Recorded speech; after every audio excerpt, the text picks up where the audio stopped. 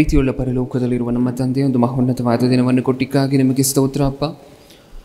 ಕಳೆದ ವಾರ ನೀವು ಮಾಡಿರುವಂತಹ ಮೇಲುಗಳು, ಕಳೆದ ವಾರ ನೀವು ಕಾರ್ಯಕ್ರಮವನ್ನು ನಡೆಸಿದಂತಹ ರೀತಿಗೋಸ್ಕರ ಇನ್ನೊಂದು ಸಾರಿ ಅದನ್ನು ಮೆಲುಕು ಹಾಕಿ ಕೃತಜ್ಞತೆಗಳನ್ನು ಹೇಳ್ತಾ, ಹಾಗೆ ಇವಾಗ ದೇವ ಸಂದೇಶವನ್ನು ನಾವೆಲ್ಲರೂ ಸಹ ನಿಮ್ಮ ಆಲೋಚನೆಯುಕ್ತವಾಗಿರುವಂತಹ ಮಾತುಗಳನ್ನು ಸತ್ಯವೇದದಿಂದ ಆಲೋಚನೆ ಮಾಡಬೇಕಾದ್ರೆ, ಯೋಚಿಸಬೇಕಾದ್ರೆ ಹೇಳ್ತಿರುವಂತಹ ನನಗೆ ಪರಿಶುದ್ಧಾತ್ಮರ ಸಹಾಯವನ್ನು, ಕೇಳ್ತಿರುವಂತಹ ನಿಮ್ಮ ಮಕ್ಕಳಿಗೆ ಅದನ್ನು ಅಂಗೀಕರಿಸಲಿಕ್ಕೆ ಬೇಕಾಗಿರುವಂತಹ ವಿವೇಕವನ್ನು, ಸಾತ್ವಿಕತೆಯನ್ನು ದಯಪಾಲಿಸಿ. ನನ್ನ ಪ್ರಾರ್ಥನೆಯನ್ನು ಯೇಸು ಕ್ರಿಸ್ತರ ನಾಮದಲ್ಲಿ ಸಮರ್ಪಿಸಿ ಬೇಡಿಕೊಳ್ಳುತ್ತಿದ್ದೇನೆ, ಪರಲೋಕದಲ್ಲಿರುವ ನಮ್ಮ ತಂದೆ, ಆಮೆನ್. ಪ್ರಿಯರಾದ ದೇವಜನರೇ, ಇವತ್ತು ನಾವು ಆಲೋಚನೆ ಮಾಡ್ತಿರುವಂಥ ಅಂಶದ ಹೆಸರು ಮರಣದ ಶ್ರೇಷ್ಠತೆ. ಅಂಶದ ಹೆಸರನ್ನು ಇನ್ನೊಂದು ಸಾರಿ ಹೇಳ್ತಿದ್ದೇನೆ ಪ್ರಿಯರೇ. ಇವತ್ತು ನಾವು ಆಲೋಚನೆ ಮಾಡ್ತಿರುವಂಥ ಅಂಶದ ಹೆಸರು ಮರಣದ ಶ್ರೇಷ್ಠತೆ. ಏನಕ್ಕೋಸ್ಕರ ಈ ಅಂಶವನ್ನು ಆಲೋಚನೆ ಮಾಡ್ತಿದ್ದೀವಿ ಇಷ್ಟಕ್ಕೂ? ಅಂಶದ ಹೆಸರೇನು? ಮರಣದ ಶ್ರೇಷ್ಠತೆ. ಓಕೆ, ಇಷ್ಟಕ್ಕೂ ಮರಣ ಶ್ರೇಷ್ಠವಾಗಿರುವಂತಹದ್ದ? ಮರಣ ಅನ್ನುವಂತಹದ್ದು ಎಂಥ ಪದ ಅಂದರೆ, ಪ್ರಪಂಚ ಈ ಪದವನ್ನು ಕೇಳಿದ ತಕ್ಷಣ ಹೆದರುವಂತಹ ಪದ. ನಿಜನಾ ಇಲ್ವಾ? ಮರಣಕ್ಕೆಲ್ಲರೂ ಹೆದರ್ತಾರೆ. ಮನೆಯಲ್ಲಿ ಈ ಪದವನ್ನು ಬಳಕೆ ಮಾಡಲಿಕ್ಕೂ ಬಿಡೋದಿಲ್ಲ, ಹೌದಾ ಇಲ್ವಾ? ನಿಮ್ಮ ಮನೇಲಿ ಯಾರಾದರೂ ಹಿರಿಯರಿದ್ದಾರೆ ಅಂತ ಅಂದ್ಕೊಳ್ಳಿ, ವಯಸ್ಸಾದಂಥವ್ರು. ಮರಣ ಅಥವಾ ಸಾವು ಅನ್ನುವಂತಹ ಪದ ನಮ್ಮ ಬಾಯಿಂದ ಬಂದ ತಕ್ಷಣ ಏನು ಮಾಡ್ತಾರೆ? ಹಾಗೆ ಮಾತಾಡಬಾರ್ದು ಹೇಳಿರುವಂತಹದನ್ನು ನೀವು ಕೇಳಿದ್ದೀರಾ? ಹೌದಾ? ಮರಣದ ಬಗ್ಗೆ ಮಾತಾಡ್ಲಿಕ್ಕೆ ಬಿಡ್ತಾರ ಮನೆಯಲ್ಲಿ? ಸಾವು ಬಗ್ಗೆ ಮಾತಾಡ್ಲಿಕ್ಕೆ ಬಿಡ್ತಾರ? ಮರಣ ಎಂಥ ಪದ ಅಂದರೆ, ಪ್ರಪಂಚ ಮರಣವನ್ನು ಕಂಡ್ರೆ ಹೆದರುತ್ತೆ. ಪ್ರಪಂಚ ಮರಣ, ಸಾವು ಅನ್ನುವಂತಹ ಪದವನ್ನು ಕೇಳಿದ್ರೆ ಇದೊಂದು ರೀತಿಯಾಗಿರುವಂತಹ ಅನಿಷ್ಟ, ಇದೊಂದು ರೀತಿಯಾಗಿರುವಂತಹ ಬಳಕೆ ಮಾಡಬಾರ್ದಾಗಿರುವಂತಹ ಪದ ಅಂತ ಹೇಳುತ್ತೆ. ಸಾವನ್ನು ಕಂಡ್ರೆ, ಸಾವು ಅನ್ನುವಂತಹ ಪದವನ್ನು ಪ್ರಪಂಚ ಪ್ರೀತಿಸೋದಿಲ್ಲ ಪ್ರಿಯರೇ, ನಿಜವಾಗ್ಲೂ. ನೀವು ಯೋಚನೆ ಮಾಡಿ ನೋಡಿ, ಸಾವು ಅನ್ನುವಂತಹದ್ದರ ಕುರಿತಂತೆ ಪ್ರಪಂಚದ ಮನಸ್ಸಿನಲ್ಲಿರುವಂತಹ ಮನಸ್ಥಿತಿ ಏನು ಅಂತ ಹೇಳಿದ್ರೆ, ಮರಣ ಬಂದರೆ ಮರಣ ಎಂತಹದ್ದು ಅಂತ ಹೇಳಿದ್ರೆ, ನಮ್ಮವರನ್ನು ನಮ್ಮಿಂದ ದೂರ ಮಾಡುವಂತಹದ್ದೇ ಮರಣ. ನಾವು ಪ್ರೀತಿ ಮಾಡುವಂಥವರನ್ನು ಸಾವು ಅನ್ನುವಂತಹದ್ದು ನಮ್ಮಿಂದ ದೂರ ಮಾಡುತ್ತೆ, ಹೌದಲ್ವಾ? ಈಗ ಹೇಳಿ, ಪ್ರಪಂಚದಲ್ಲಿ ಒಬ್ಬರಿಗಾದರೂ, ಅಂದರೆ ವಿಶ್ವಾಸಿಗಳಿಗೆ ನಾನು ಹೇಳ್ತಿಲ್ಲ, ಅವಿಶ್ವಾಸಿಗಳಿಗೆ ನಾರ್ಮಲ್ ಆಗಿ ನೀವು ಪ್ರಪಂಚವನ್ನು ನೋಡಿದಾಗ ಒಬ್ಬರಿಗಾದರೂ ಮರಣದ ಕುರಿತಂತೆ ಒಂದು ಒಳ್ಳೆಯ ಒಪಿನಿಯನ್ ಇದೆಯಾ? ಒಂದೊಳ್ಳೆ ಒಪಿನಿಯನ್ ಇದೆಯಾ? ಮರಣದ ಬಗ್ಗೆ ಒಂದೊಳ್ಳೆ ಒಪಿನಿಯನ್ ಇದೆಯಾ? ಒಳ್ಳೆ ಉದ್ದೇಶ ಇದೆಯಾ? ಮರಣ ಅಂದರೆ ಒಬ್ಬರು ಹೆದರ್ಕೊಳ್ತಿದ್ದಾರೆ. ಇನ್ನೊಬ್ಬರು ಮರಣ ಅಂತ ಹೇಳಿದ್ರೆ ಇದು ಬಳಕೆ ಮಾಡಬಾರ್ದಾಗಿರುವಂತಹ ಪದ ಅಂತಾರೆ. ಇನ್ನೊಬ್ಬರನ್ನು ಕೇಳಿದ್ರೆ ಮರಣ ಅನ್ನುವಂತಹದ್ದು ನಾವು ಪ್ರೀತಿ ಮಾಡುವಂಥವರನ್ನು ನಮ್ಮಿಂದ ದೂರ ಮಾಡುವಂತಹದ್ದು ಅಂತಾರೆ. ಹಾಗಾದರೆ ಇಷ್ಟಕ್ಕೂ ಮರಣ ಅಂತ ಹೇಳಿದ್ರೆ ಯಾರಿಗೂ ಇಷ್ಟ ಇಲ್ವಾ ಪ್ರಪಂಚದಲ್ಲಿ? ಮರಣ ಅಂತ ಹೇಳಿದ್ರೆ ಯಾರಿಗೂ ಇಷ್ಟ ಇಲ್ವಾ ಪ್ರಪಂಚದಲ್ಲಿ? ಅದೇನೋ ಗೊತ್ತಿಲ್ಲ ಪ್ರಿಯರೇ. ಸತ್ಯವೇದದಲ್ಲಿರುವಂತಹ ಮಾತು, ಸತ್ಯವೇದ ಒಂದಕ್ಕೆ ಇಂಪಾರ್ಟೆನ್ಸ್ ಕೊಟ್ಟಿದೆ ಅಂತ ಹೇಳಿದ್ರೆ, ಮರಣಕ್ಕೆ ಸತ್ಯವೇದ ಇಂಪಾರ್ಟೆನ್ಸ್ ಕೊಟ್ಟಿದೆ, ಪ್ರಪಂಚ ಅದಕ್ಕೆ ಇಂಪಾರ್ಟೆನ್ಸ್ ಕೊಡಲ್ಲ. ಅದೇ ಕ್ರೈಸ್ತರಿಗೂ ಹೊರಗಡೆ ಇರುವಂತಹ ಜನರಿಗೂ ಇರುವಂತಹ ವ್ಯತ್ಯಾಸ ಅದೇ. ಸತ್ಯವೇದ ಒಂದಕ್ಕೆ ಇಂಪಾರ್ಟೆನ್ಸ್ ಕೊಟ್ಟು ಬರ್ಸಿದ್ದಾರೆ ಅಂತ ಹೇಳಿದ್ರೆ, ಸತ್ಯವೇದ ಒಂದು ವಿಚಾರವನ್ನು ಕುರಿತು ಇದು ಮುಖ್ಯ ಅಂತ ಹೇಳಿದೆ ಅಂತ ಹೇಳಿದ್ರೆ, ಹೊರಗಡೆ ಪ್ರಪಂಚ ಅದನ್ನು ಮುಖ್ಯ ಅಲ್ಲ, ಇದು ಬಳಕೆ ಮಾಡಬಾರ್ದಾಗಿರುವಂತಹ ಪದ ಅಂತ ಹೇಳಿ ಹೊರಗಡೆ ಪ್ರಪಂಚ. ಇದೇ ನಿಮ್ಗೆ ಕಾಣಿಸ್ತಿದೆಯಲ್ಲ ವ್ಯತ್ಯಾಸ? ಕ್ರೈಸ್ತರ ಸತ್ಯವೇದದಲ್ಲಿ ದೇವರು ಮರಣ ಮುಖ್ಯ ಅಂತ ಹೇಳಿ ಬರ್ಸಿದರೆ, ಹೊರಗಡೆ ಪ್ರಪಂಚ ಮರಣದ ಬಗ್ಗೆ ಮಕ್ಕಳ ಕಿವಿಗೂ ಬೀಳಬಾರ್ದು, ಮರಣದ ಬಗ್ಗೆ ಮಕ್ಕಳ ಕಿವಿಗೂ ಈ ಪದ ಬೀಳಬಾರದು. ಇದು ಹಾಗಾದರೆ ಈ ಮರಣದ ಬಗ್ಗೆ ಇಷ್ಟಕ್ಕೂ ದೇವರು ಏನು ಹೇಳಿದ್ದಾರೆ ಸತ್ಯವೇದದಲ್ಲಿ? ದೇವರು ಸತ್ಯವೇದದಲ್ಲಿ ಈ ಮರಣದ ಬಗ್ಗೆ ಏನು ಹೇಳಿದ್ದಾರೆ? ಅದಕ್ಕೆ ನಮ್ಮ ಅಂಶದ ಹೆಸರು ಮರಣದ ಶ್ರೇಷ್ಠತೆ. ಮರಣ ಅನ್ನುವಂತಹದ್ದು ಚಿಕ್ಕ ವಿಚಾರ ಅಲ್ಲ ಪ್ರಿಯರೇ, ಅನಿಷ್ಟವಾಗಿರುವಂತಹ ವಿಚಾರ ಅಲ್ಲ, ಬಳಕೆ ಮಾಡಬಾರ್ದಾಗಿರುವಂತಹ ವಿಚಾರ ಅಲ್ಲ. ವಿಚಾರ ಏನು ಗೊತ್ತಾ? ಇಲ್ಲಿ ಮಕ್ಕಳಿಗೆ ಚಿಕ್ಕ ವಯಸ್ಸಿಂದಲೇ ಮಕ್ಕಳ ಬಾಯಲ್ಲಿ ನಾರ್ಮಲ್ ಆಗಿ ನೀವು ನೋಡುವಂತಹದ್ದು ಈ ಬಿಹೇವಿಯರು. ಮಕ್ಕಳ ಬಾಯಲ್ಲಿ, ಯವನಸ್ಥರ ಬಾಯಲ್ಲಿ ಪದನೂ ಬರಲಿಕ್ಕೆ ಬಿಡೋದಿಲ್ಲ ಅಲ್ವಾ ವಯಸ್ಸಾದಂಥವರು? ಮರಣದ ಬಗ್ಗೆ ಮಾತಾಡಬೇಡ, ಹೋಯ್ತು ಅನ್ನೋ, ಚೀಚಿ ಅನ್ನು. ಏನು ಮಾಡಬೇಕು ಗೊತ್ತಾ? ಚಿಕ್ಕ ವಯಸ್ಸಿನಿಂದಲೇ ಮಕ್ಕಳಿಗೆ ಹೇಳ್ಕೊಡ್ಬೇಕಾಗಿರುವಂತಹ ಒಂದು ಪದ ಅಂತ ಹೇಳಿದ್ರೆ ಅದು ಮರಣ, ಹೌದಲ್ವಾ? ಏಕೆಂದರೆ ಸಾವು ಯಾರಿಗೆ ಯಾವಾಗ ಬೇಕಾದರೂ ಎಲ್ಲಿ ಬೇಕಾದರೂ ಬರ್ಬೋದಲ್ವ. ಮಕ್ಕಳಿಗೆ ಒಂದು ವಯಸ್ಸಾದ ತಕ್ಷಣ, ಒಂದು ಏಜಿಗೆ ಬಂದ ತಕ್ಷಣ, ಅವ್ರು ಯವ್ವನ ಕಾಲದ ಹತ್ತಿರ ಬರ್ತಿದ್ದಂಗೆ ಯಾವ ಪದವನ್ನು ಇಂಟ್ರಡ್ಯೂಸ್ ಮಾಡಬೇಕು? ಅವರಿಗೆ ಮರಣ ಅನ್ನುವಂಥ ಪದವನ್ನು ಇಂಟ್ರಡ್ಯೂಸ್ ಮಾಡಬೇಕು. ಆದರೆ ಅಪವಾದಿ ನಮ್ಮನ್ನೆಲ್ಲ ಪೂರ್ತಿಯಾಗಿ ಮರಳು ಮಾಡಿ, ಮರಣ ನಿಮ್ಮ ಬಾಯಲ್ಲಿ ಬರಬಾರ್ದು, ಮರಣ ಅನ್ನುವಂಥ ಪದ ನಿಮ್ಮ ಮನೆಯಲ್ಲಿ ನೀವು ಮಾತಾಡಬಾರ್ದು. ಇದು ನೀವು ಕೇಳ್ತೀರ ಪ್ರಪಂಚದ ಬಾಯಲ್ಲಿ. ಅದಕ್ಕೆ ಇವತ್ತು ಮರಣದ ಶ್ರೇಷ್ಠತೆಯನ್ನು ಕುರಿತು ಆಲೋಚನೆ ಮಾಡಿ ನೋಡ್ತಿದ್ದೀವಿ.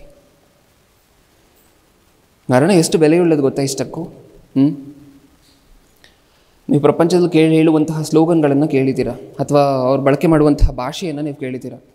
ಒಂದು ಸರಿ ಕಾಲ್ ಸೆಂಟರ್ ಅವ್ರಿಗೆ ಯಾರಿಗಾದ್ರೂ ಕಾಲ್ ಮಾಡಿ, ನಿಮ್ಮ ಏರ್ಟೆಲ್ ಕಸ್ಟಮರ್ ಕೇರ್ಗೋ ಅಥವಾ ಜಿಯೋ ಕಸ್ಟಮರ್ ಕೇರ್ಗೋ ಕಾಲ್ ಮಾಡಿ. ಬ್ಯುಸಿ ಇದ್ದಾರೆ ಅಂತ ಅಂದ್ಕೊಳ್ಳಿ, ಎಲ್ಲರೂ ಸಹ ಕಾಲ್ ಎತ್ತು ಅಂಥವರೆಲ್ಲ ಬ್ಯುಸಿ ಇದ್ದಾರೆ ಅಂತ ಅಂದ್ಕೊಳ್ಳಿ. ಏನಂತಾರೆ? ನಿಮ್ಮ ಕರೆ ನಮಗೆ ಬಹಳ ಬೆಲೆಯುಳ್ಳದ್ದು, ನಿಮ್ಮ ಕರೆ ನಮಗೆ ಬಹಳ ಬೆಲೆಯುಳ್ಳದ್ದು, ದಯವಿಟ್ಟು ಲೈನಲ್ಲಿ ಕಾಯ್ಕೊಂಡಿರಿ ಸ್ವಲ್ಪ ಹೊತ್ತು ಅಂತಾರೆ ಲಾಸ್ಟಲ್ಲಿ. ಹೌದಾ ಇಲ್ವಾ? ಏನು ಬೆಲೆಯುಳ್ಳದಂತೆ? ನಮ್ಮ ಕಾಲ್ ಬೆಲೆಯುಳ್ಳದವ್ರಿಗೆ. ಹೌದು. ಎಲೆಕ್ಷನ್ ಇರಬೇಕಾದ್ರೆ ರಾಜಕೀಯ ನಾಯಕರು ಬರ್ತಾರೆ, ನಿಮ್ಮ ಮತ ಅಂದರೆ ನಿಮ್ಮ ವೋಟ್ ನಮಗೆ ಬೆಲೆಯುಳ್ಳದ್ದು, ಶ್ರೇಷ್ಠವಾಗಿರುವಂತಹದ್ದು. ನಮ್ಮ ಕಾಲ್ ಬೆಲೆಯುಳ್ಳದ್ದಾಯಿತು, ನಮ್ಮ ಓಟು ಬೆಲೆಯುಳ್ಳದ್ದಾಯಿತು, ನಮ್ಮ ರಕ್ತನೂ ಬೆಲೆಯುಳ್ಳದಂತೆ ಹಾಕಿರುವಂತಹದ್ದು ನೀವು ನೋಡಿರ್ತೀರಾ ಇಲ್ವಾ? ರಕ್ತದಾನ, ಜೀವದಾನ, ದಯವಿಟ್ಟು ಈ ಬೆಲೆಯುಳ್ಳಂತಹ ಅವಕಾಶವನ್ನು ಉಪಯೋಗ ಮಾಡಿಕೊಳ್ಳಿ. ಅಂದರೆ ನಮ್ಮ ರಕ್ತನೂ ಬೆಲೆಯುಳ್ಳದ್ದ. ನೇತ್ರದಾನದ ಬಗ್ಗೆ ಸ್ಲೋಗನ್ ಹಾಕಿರುವಂಥವ್ರು ಕೆಳಗಡೆ ಏನಾಗ್ತಿರ್ತಾರೆ? ಮತ್ತೆ ಅದೇ, ನಿಮ್ಮ ನೇತ್ರಗಳು ಬೆಲೆಯುಳ್ಳದ್ದು, ಇದನ್ನು ಯಾರು ತಯಾರು ಮಾಡಲಿಕ್ಕಾಗೋದಿಲ್ಲ, ದಯವಿಟ್ಟು ದಾನ ಮಾಡುವುದರ ಕಡೆ ಯೋಚನೆ ಮಾಡಿ. ಹಾಗಾದರೆ ನಮ್ಮ ಕಣ್ಣು ಬೆಲೆಯುಳ್ಳದ್ದು, ನಮ್ಮ ರಕ್ತ ಬೆಲೆಯುಳ್ಳದ್ದು ಇವ್ರಿಗೆ, ನಮ್ಮ ಕರೆ ಬೆಲೆಯುಳ್ಳದ್ದು, ನಮ್ಮ ಓಟು ಬೆಲೆಯುಳ್ಳದ್ದು, ಎಲ್ಲ ಬೆಲೆಯುಳ್ಳದ್ದು. ಯಾವುದು ಬೆಲೆಯುಳ್ಳದ್ದಾಗದೆ ಹೊರಟೋಯ್ತು ಗೊತ್ತಾ? ಯಾವುದು ಬೆಲೆಯುಳ್ಳದ್ದಾಗದೆ ಹೊರಟೋಯ್ತು ಗೊತ್ತಾ? ನಮ್ಮ ಮರಣ ಅನ್ನುವಂತಹದ್ದು ಬೆಲೆಯುಳ್ಳದ್ದಾಗದೆ ಹೊರಟೋಯ್ತು ಪ್ರಪಂಚದ ದೃಷ್ಟಿಯಲ್ಲಿ.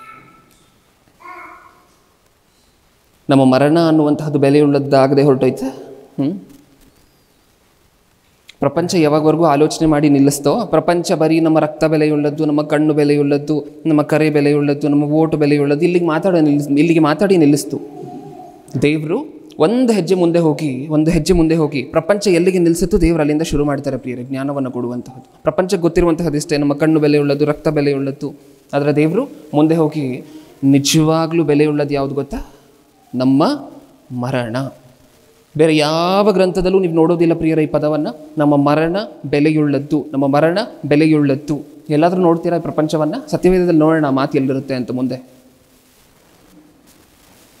ಇಷ್ಟಕ್ಕೂ ಮರಣ ಅಂತ ಹೇಳಿದರೆ ಏನು? ನಾವು ಅಂದ್ಕೊಂಡಿರುವಂತಹ ಪ್ರಕಾರ ಮರಣ ಅಂತ ಹೇಳಿದರೆ ಏನು? ನಾವು 50 ವರ್ಷನೋ 60 ವರ್ಷನೋ ಬದುಕಿ ಕಷ್ಟಪಟ್ಟು ವಾರನೂ ದೇವರ ಕೆಲಸ ಮಾಡಬೇಕು ಅಂತ ಹೇಳಿ ಪಣ ತೊಟ್ಟು, ಪ್ರತಿ ವಾರನೂ ಕಷ್ಟಪಟ್ಟು ಸುವಾರ್ತೆ ಕೇಳಿ, ಪ್ರಸಂಗಗಳನ್ನು ಕೇಳಿ, ಪ್ರಾರ್ಥನೆ ಮಾಡಿ, ಸತ್ಯವೇದ ಓದಿ, ಇಷ್ಟೆಲ್ಲ ಕಷ್ಟಪಡಬೇಕಾದ್ರೆ ನಮಗೆ ಪ್ರತಿಫಲವನ್ನು ಕೊಡುತ್ತಲ್ವ, ಆ ಸ್ಟೇಜೇ ಯಾವುದು? ನಮಗೆ ಇಷ್ಟು ವರ್ಷ 50 ವರ್ಷ ನಾವು ದೇವರಲ್ಲಿ ಕಷ್ಟಪಟ್ಟಿದ್ದಕ್ಕೆ ಪ್ರತಿಫಲವನ್ನು ಕೊಡುವಂತಹ ಸ್ಟೇಜ್ ಯಾವುದು? ಮರಣ. ಈಗ ಹೇಳಿ, ಅದು ಬೆಲೆಯುಳ್ಳದ್ದ? ಹೌದಾ ಇಲ್ವಾ? ನಿಮ್ಮ ಮಗನಿಗೆ ಆಗಾಗ ಸ್ಕೂಲಿಗೆ ಕಳಿಸ್ತಿರ್ಬೇಕಾದ್ರೆ ರಿಸಲ್ಟ್ ಡೇ ಅಂತ ಹೇಳಿ ಒಂದು ಇರುತ್ತಲ್ವ, ರಿಸಲ್ಟ್ ಅನೌನ್ಸ್ ಮಾಡ್ತೀವಿ ಅಂತ ಹೇಳಿರ್ತಾರಲ್ವ. ನಿಮಗೆ ಎಷ್ಟೇ ಕೆಲಸ ಇದ್ದರೂ ಸಹ ಪಕ್ಕಕ್ಕಿಟ್ಟು ನಿಮಗೆ ಒಂದು ದಿನ ರಜಾ ತೊಗೊಂಡು, ತಂದೆ ತಾಯಿಯಂದಿರು ಒಂದು ದಿನ ರಜಾ ತೊಗೊಂಡು ಆಫೀಸ್ಗೆ ಮಗನ ಶಾಲೆಗೆ ಹೋಗಿ ನಿಂತಿರ್ತೀರ. 10 o'clock ರಿಸಲ್ಟ್ ಅಂದರೆ 9:30 ವೆಯ್ಟ್ ಮಾಡ್ತಿರ್ತಾರ ಇಲ್ವಾ? ಏನಕ್ಕೋಸ್ಕರ? ನಿಮ್ಮ ಮಗ ಈ 1 ವರ್ಷ ಏನು ಕಷ್ಟಪಟ್ಟಿರ್ತಾನೆ, ಇದರ ಪ್ರತಿಫಲ ಯಾವತ್ತು ಗೊತ್ತಾಗುತ್ತೆ? ಅವತ್ತು ಗೊತ್ತಾಗುತ್ತೆ. ಅವತ್ತು ನಿಮ್ಮ ಮಗನ ಕೈಯಲ್ಲಿ, ನಿಮ್ಮ ಕೈಯಲ್ಲಿ, ನಿಮ್ಮ ಕುಟುಂಬದ ಕೈಯಲ್ಲಿ ಆ ಪ್ರತಿಫಲ ಸಿಕ್ಕುತ್ತೆ. ಮರಣ ಅಂತ ಹೇಳಿದ್ರೆ ಏನು? ಪ್ರತಿಫಲ ಹೊಂದಿಕೊಳ್ಳುವಂತಹ ಸ್ಟೇಜ್. ಒಂದು ಘಟ್ಟ, ಮನುಷ್ಯನಿಗೆ ದೇವರು ಪ್ರತಿಫಲ ಕೊಡುವಂತಹ ಒಂದು ಸ್ಟೇಜ್, ಒಂದು ಘಟ್ಟ ಯಾವುದಾದ್ರೂ ಇದೆ ಅಂತ ಹೇಳಿದ್ರೆ ಅದು ಮರಣ. ಅದು ಅರ್ಥ ಆಗ್ತಿಲ್ಲ ಈ ಪ್ರಪಂಚಕ್ಕೆ.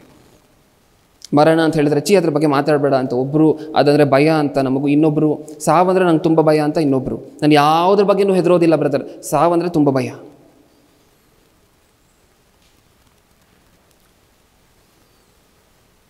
ವಿದ್ಯಾರ್ಥಿ, ಒಬ್ಬ ಶಾಲೆಯಲ್ಲಿರುವಂತಹ ವಿದ್ಯಾರ್ಥಿ, ಈ ಮರಣದ ಬಗ್ಗೆ ಇನ್ನೊಂದು ಸ್ಪೆಷಾಲಿಟಿ ಏನು ಅಂತ ಹೇಳಿದ್ರೆ ಇನ್ನೊಂದು ಸ್ವಲ್ಪ ಹೊತ್ತಲ್ಲಿ ಗೊತ್ತಾಗೋದು, 2 minutesಲ್ಲಿ ನಮಗೆ. ಶಾಲೆಯಲ್ಲಿ ಓದ್ತಿರುವಂತಹ ವಿದ್ಯಾರ್ಥಿ SSLC ಎಕ್ಸಾಮ್ ಬರೀತಿದ್ದಾನೆ ಅಂತ ಅಂದ್ಕೊಳ್ಳಿ. SSLC ಎಕ್ಸಾಮ್ ಅಡ್ಮಿಷನ್ ಮಾಡಿರ್ತಾನೆ. ಪ್ರಾರಂಭದಲ್ಲಿ ತಂದೆ ಜೊತೆ ಹೋಗಿ ಅಡ್ಮಿಷನ್ ಮಾಡಿ ವರ್ಷ ಪೂರ್ತಿ ಟೆಸ್ಟ್ಗಳನ್ನು ಬರೆದಿರ್ತಾನೆ. ಟೆಸ್ಟ್ಗಳು ಅಂದರೆ ಹೇಳಿದ್ರೆ ಚಿಕ್ಕ ಚಿಕ್ಕ ಪರೀಕ್ಷೆಗಳು, ನಿಜಾನ? ವರ್ಷ ಪೂರ್ತಿ ಟೆಸ್ಟ್ಗಳನ್ನು ಬರೆದಿರ್ತಾನೆ. ಕೊನೆಯಲ್ಲಿ ಒಂದು ಪರೀಕ್ಷೆ ಇರುತ್ತಲ್ವ, ಬೋರ್ಡ್ ಎಕ್ಸಾಮ್ಸ್ ಅಂತ ಹೇಳಿ ಇರುತ್ತಾ? 10ನೇ ಕ್ಲಾಸ್ ಮಕ್ಕಳಿಗೆ ಏನಿದೆ? ಬೋರ್ಡ್ ಎಕ್ಸಾಮ್ಸ್ ಇದೆಯಾ? ಓಕೆ. ಈಗ ಹೇಳಿ, ವರ್ಷ ಪೂರ್ತಿ ಚೆನ್ನಾಗಿ ಮಾಡಿ ಕೊನೆಯಲ್ಲಿ ಕೈ ಕೊಟ್ಟ ಅಂತ ಅಂದ್ಕೊಳ್ಳಿ, ಪ್ರಯೋಜನ ಏನಾದರೂ ಇದೆಯಾ? ಬೋರ್ಡ್ ಎಕ್ಸಾಮ್ಸಲ್ಲಿ ಫೇಲ್ ಆದರೆ ಮತ್ತೆ ಪ್ರಯೋಜನ ಇದೆಯಾ? ಇಲ್ಲ. ಸಪ್ಲಿಮೆಂಟ್ರಿ ಬರಬೇಕು, ಇಲ್ಲ 1 ವರ್ಷ ಕಾಯಬೇಕು. ಮುಗಿದು ಹೋಯಿತು. ಒಂದು ಸರಿ ಫೈಲ್ ಆಗಿದ್ದಾನೆ ಅಂತ ಹೇಳಿದ್ರೆ ಆ ವಿದ್ಯಾರ್ಥಿಯ ಜೀವನದಲ್ಲಿ ಅರ್ಧ ಮರ್ಯಾದೆ ಕಳ್ಕೊಂಡಿದ್ದಾನೆ ಅಂತಲೇ ಅಲ್ವಾ ನಿಜ? ಪ್ರಪಂಚ ಹಾಗೆ ಅಲ್ವಾ ಟ್ರೀಟ್ ಮಾಡುವಂತಹದ್ದು? ಹಾಂ, ಹಾಗಾದರೆ ಈಗ ಹೇಳಿ, ಆ 10ನೇ ಕ್ಲಾಸ್ ಓದ್ತಿರುವಂತಹ ವಿದ್ಯಾರ್ಥಿಯ ಜೀವನದಲ್ಲಿ ಬೆಲೆಯುಳ್ಳದ್ದು ಅಂತ ಹೇಳಿದ್ರೆ ಯಾವುದು? ಆ ಕೊನೆ ಘಟ್ಟ. ನಿಜನಾ? ಚಿಕ್ಕ ಪರೀಕ್ಷೆಗಳು ಇಷ್ಟು ತಿಂಗಳು ನಾರ್ಮಲಾಗಿ ಜೂನಿಂದ ಶುರು ಆಗುತ್ತೆ. ಶಾಲೆಯ ಏನು ಪ್ರೋಸೆಸ್ ಶುರು ಆಗುತ್ತಲ್ವ, ಅಡ್ಮಿಷನ್ ಮೇಯಲ್ಲಾಗುತ್ತೆ, ಜೂನಿಂದ ಪಾಠಗಳು ಶುರು ಆಗುತ್ತೆ. ಮತ್ತೆ ಯಾವಾಗ ಎಕ್ಸಾಮ್ ಬರೀಬೇಕು ಇವರು? ಮಾರ್ಚ್ಗೆ ಎಕ್ಸಾಮ್ ಬರೀಬೇಕು, ಹೌದಾ ಇಲ್ವಾ? ಹಾಂ, ಈಗ ಜೂನಲ್ಲಿ, ಜುಲೈಯಲ್ಲಿ, ಆಗಸ್ಟಲ್ಲಿ ಬರೆದಿರುವಂಥ ಪರೀಕ್ಷೆಗಳೆಲ್ಲ ಏನಾಗೋಗುತ್ತೆ? ಫೈನಲ್ ಎಕ್ಸಾಮಲ್ಲಿ ಫೇಲ್ ಆದರೆ ಎಲ್ಲ ವೇಸ್ಟ್. ನಮಗೇನು ಅರ್ಥ ಆಗ್ತಿದೆ ಇದರಿಂದ? ಏನು ಅರ್ಥ ಆಗ್ತಿದೆ? ನಾವು ಸಹ ವಿಶ್ವಾಸಿಗಳಾಗಿತ್ತು ಪ್ರತಿದಿನ ಸತ್ಯವೇದ ಓದ್ತಿದ್ದೀವಿ, ಪ್ರಾರ್ಥನೆ ಮಾಡ್ತಿದ್ದೀವಿ, ಪ್ರಸಂಗ ಕೇಳ್ತಿದ್ದೀವಿ, ನಮ್ಮನ್ನು ನಾವು ಪರಿಶುದ್ಧರನ್ನಾಗಿ ಮಾಡ್ಕೊಳ್ತಿದ್ದೀವಿ. ಇದನ್ನು ಕಂಟಿನ್ಯೂ ಆಗಿ ಒಂದು 7 ರಿಂದ 8 ವರ್ಷ ಮಾಡಿದ್ವಿ ಅಂತ ಅಂದ್ಕೊಳ್ಳಿ. ಆಮೇಲೆ 7 ರಿಂದ 8 ವರ್ಷ ಆದ ನಂತರ ಇನ್ನೇನು ನಮ್ಮ ಸಾವು ಹತ್ತಿರ ಬಂದಿದೆ, ಅದು ನಮಗೆ ಗೊತ್ತಿರೋದಿಲ್ಲ. ನಮ್ಮ ಸಾವು ಹತ್ತಿರ ಬಂದಿರೋದು ನಮಗೆ ಗೊತ್ತಿರೋದಿಲ್ಲ. ಇನ್ನೇನು ನಮ್ಮ ಸಾವು ಹತ್ತಿರ ಬರ್ತಿದೆ, ಒಂದು 2-3 ತಿಂಗಳ ಹಿಂದೆ ದೇವರಿಂದ ದೂರ ಆದ್ವಿ ಅಂತ ಅಂದ್ಕೊಳ್ಳಿ. 7 ವರ್ಷದಿಂದ ಮಾಡ್ಕೊಂಡ್ಬಂದಿದ್ದೀವಿ, 8 ವರ್ಷದಿಂದ ಮಾಡ್ಕೊಂಡು ಬಂದಿದ್ದೀವಿ, 20 ವರ್ಷದಿಂದ ಮಾಡ್ಕೊಂಡ್ಬಂದಿದ್ದೀವಿ.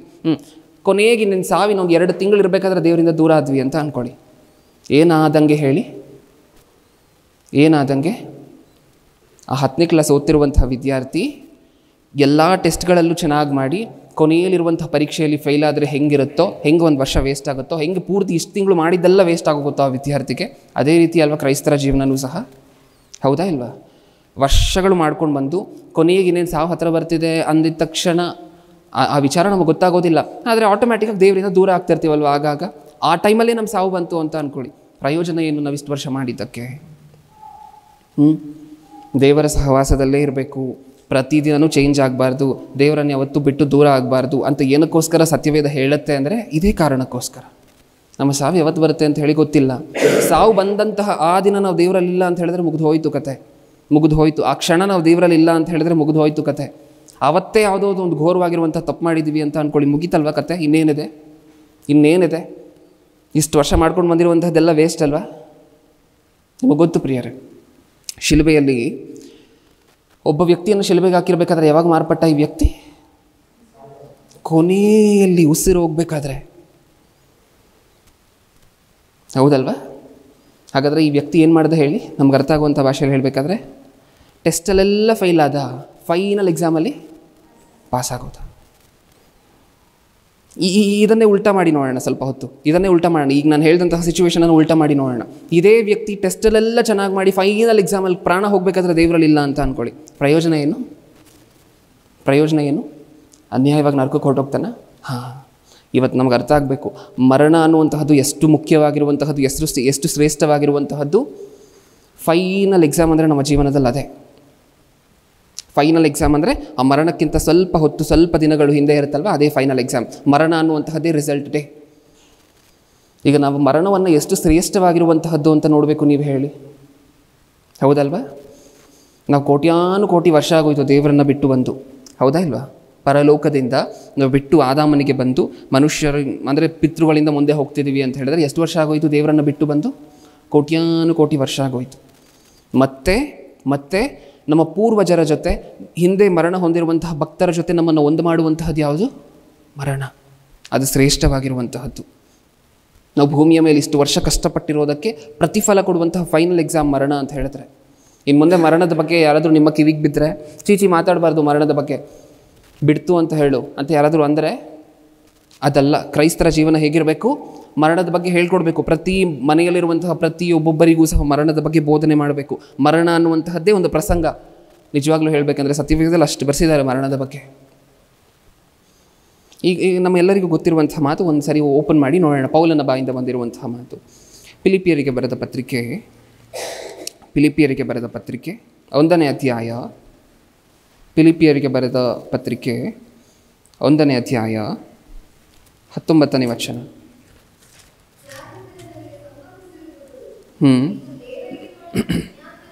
21 ಓದೋಣ ಡೈರೆಕ್ಟಾಗಿ. 21ನೇ ವಚನ.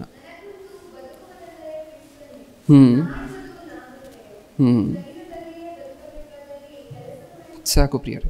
ಓಕೆ, ಏನು ಓದ್ಕೊಂಡ್ವಿ? ಇವ್ರಿಗೆ ಅರ್ಥ ಆಗೋಯ್ತಾ? ಸತ್ಯ ಅರ್ಥ ಆಯಿತು.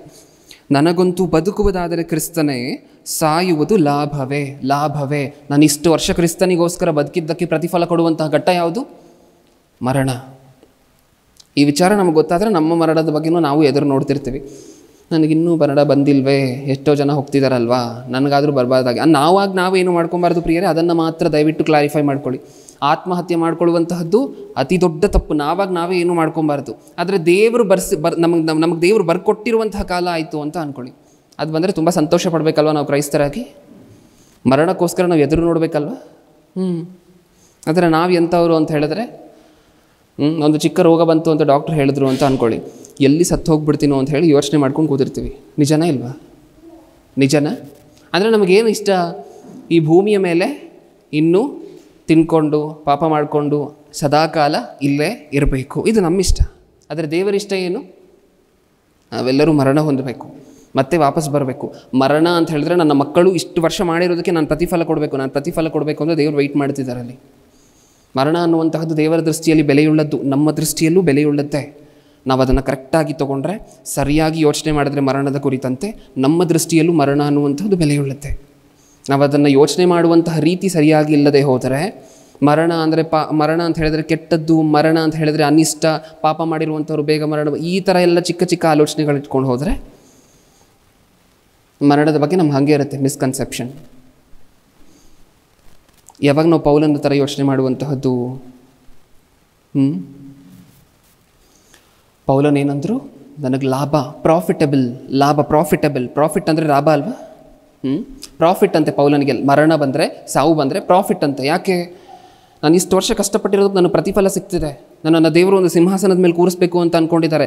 ಮರಣ ಅನ್ನುವಂತಹದ್ದು ಅಂತ ಹೇಳಿದ್ರೆ ಸಿಂಹಾಸನ ನಮಗೆ ನೆನಪು ಬರಬೇಕು. ನಾನು ಸಾವು ಹತ್ತಿರ ಬರ್ತಿದೆ ಅಂತ ಹೇಳಿದ್ರೆ ದೇವರು ನನಗೋಸ್ಕರ ಸಿದ್ಧ ಮಾಡಿರೋ ಸಿಂಹಾಸನ ನೆನಪು ಬಂದರೆ ಮರಣ ನಮಗೂ ಲಾಭ ಅಂತ ನಾವು ಮಾತಾಡ್ತೀವಿ. ನಮಗೆ ನೆನಪು ಬರುವಂತಹದ್ದೆಲ್ಲ ಏನು? ಭೂಮಿಯ ಮೇಲಿರುವಂಥ ಒಂದು 4 ಎಕರೆ, 3 ಎಕರೆ, 1 ಎಕರೆ, ಅರ್ಧ ಎಕರೆ ಹೊಲ, ಹೌದಾ, 2 ಎತ್ತುಗಳು, 1-2 ಕಾರ್ಗಳು, ಇದು ನಮಗೆ ನೆನಪು ಬರುತ್ತೆ ನಾರ್ಮಲಾಗಿ. ನಮ್ಮ ಮರಣ ಲಾಭದಾಯಕವಾಗಿರುವಂತಹದ್ದು, ನಮ್ಮ ಮರಣ ಶ್ರೇಷ್ಠವಾಗಿರುವಂತಹದ್ದು. ನಿಜನಾ? ನಮ್ಮ ದೃಷ್ಟಿಯಲ್ಲಿ ಮರಣ ಶ್ರೇಷ್ಠವಾಗಿರುವಂತಹದ್ದು. ಇವಾಗವರೆಗೂ ಅದನ್ನೇ ಆಲೋಚನೆ ಮಾಡಿದ್ವಿ. ನಮಗೆ ಪ್ರತಿಫಲ ಕೊಡುವಂತಹದ್ದು ಮರಣ, ನಮ್ಮನ್ನು ದೇವರ ಹತ್ರ ಸೇರಿಸುವಂತಹದ್ದು ಮರಣ. ಇವಾಗವರೆಗೂ ಅದನ್ನೇ ಆಲೋಚನೆ ಮಾಡಿದ್ದೀವಿ. ಇಷ್ಟಕ್ಕೂ ನಮ್ಮ ಮರಣ ದೇವರ ದೃಷ್ಟಿಯಲ್ಲಿ ಶ್ರೇಷ್ಠವಾಗಿರುವಂತಹದ್ದ? ನಮ್ಮ ಮರಣ ದೇವರ ದೃಷ್ಟಿಯಲ್ಲಿ ಶ್ರೇಷ್ಠವಾಗಿರುವಂತಹದ್ದೇನಾ? ಕೀರ್ತನೆಗಳು 116ನೇ ಅಧ್ಯಾಯ 15ನೇ ವಚನ. ಕೀರ್ತನೆಗಳು 116:15. ಇನ್ನೊಂದು ಸರಿ ಓದಿಯೋಣ.